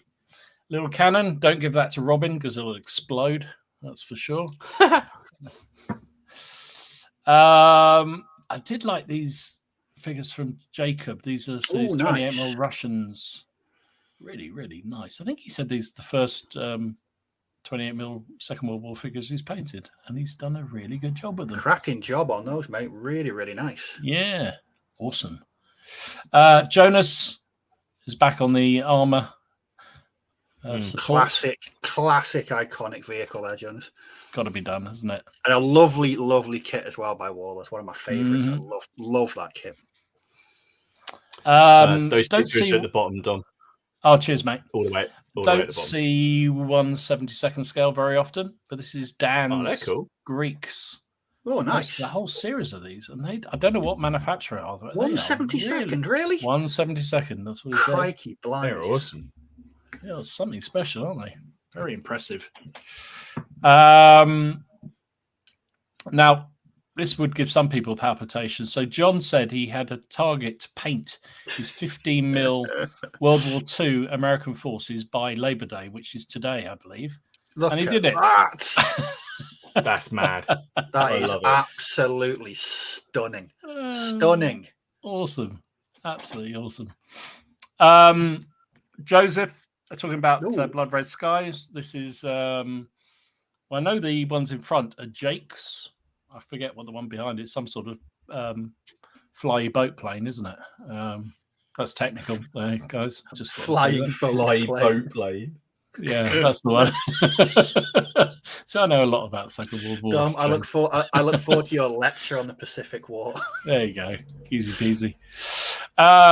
This is our friend Ken doing some more Franco-Prussians, which is, and that looks rather a small unit for Ken. It is really small unit. He's obviously losing the plot. 10% done, Ken. 10%. If that. Nathan, I believe these are Imperial Fists. Is that right? Yes, Imperial Fists. they are. Are they cataphracti? They're cataphracti Terminators. I thought they were, yeah. I thought they were yellow. Oh. Neil has been working on his 28mm Nice. Canadians. And well done for making that old kit look so nice. He did say they were a bit of a They are very biatch cool. to do. Yeah, they're the old ones with the separate arms and weapons. Yeah. They do look yeah. very angry, don't they? And Robert, oh no, that's not Robert, that's Warren. That's his 15mm. Yes, that's from the nice. Joan of Arc game, isn't it? Unbelievably. Yeah. Wow. And then this was Robert. That's one I meant to show. This is his British veterans from Napoleonic, from the Peninsular period. And they are very nicely done too. Very nice. And Paul is just putting us all together. Yeah. There's Legion of the Damned. Legion of the Damned. The Damned. There you go. Goblin green rim on the base. Exactly. Classic old school. And these were the pictures that Barry sent us. It was Barry, wasn't it? It was Barry, yeah. So he said, here's his ECW with a secret weapon. Epic, not so ECW, sorry. This is Epic. Oh, shit, I've just spilled paint on my laptop. He's mocked up a rocket. I love it. That is fantastic. Fantastic. And that's the complete force. Wow. That's a lot of artillery. I'm not gonna lie, that's a lot of artillery. And then finally, for you weirdos out there, we'll finish with Steve's unit of whelps. They are wicked. I have no words. I have no idea. As always, mate, top quality weirdness. Top turnip. Top turnip. Top turnip. So there you go. Thank you for everybody who, as I say, shares. We couldn't show everything, and apologies. We obviously missed a week from last week because we were being guided by a complete buffoon. But normal service will resume next week. It is. Oh, it's you, Martin. Me. It is me. Simon Miller back on. Simon, the return. So this will be the third time he's on. So let's see. That's so we've had Simon Miller. So this will be Simon Miller with a vengeance. So Simon's back. It's always great to have him on. He is expecting some stick about the Renaissance expansion because he's done bugger all about it. He's done some of it, but he is coming. Speaking of Montrose, he's got 2 new expansions for King of Parliament, including the Montrose stuff. So an alternative system to Pike and Shot for those people who are looking at their epic the ECW stuff. So he's going to be on, and Simon has been in the hobby for such a long time. It's always great to have a big chat with him. So we're looking forward to that, and we can also just quiz him on bases. Which is what I always seem to do. Which always seems to degenerate into talk about wiggly bases. I don't know why. Wiggly bases, but that's it. So no, we're looking forward to having him on. So that's over on my channel next week at 8 o'clock. Fantastic. Thanks for everybody who joined us tonight. Really appreciate it as ever. Thanks for on the catch up. Have a really good week, and we will see you again next week on Martin's channel. Stay safe, stay well, enjoy yourselves. Bye-bye. Bye. Bye-bye.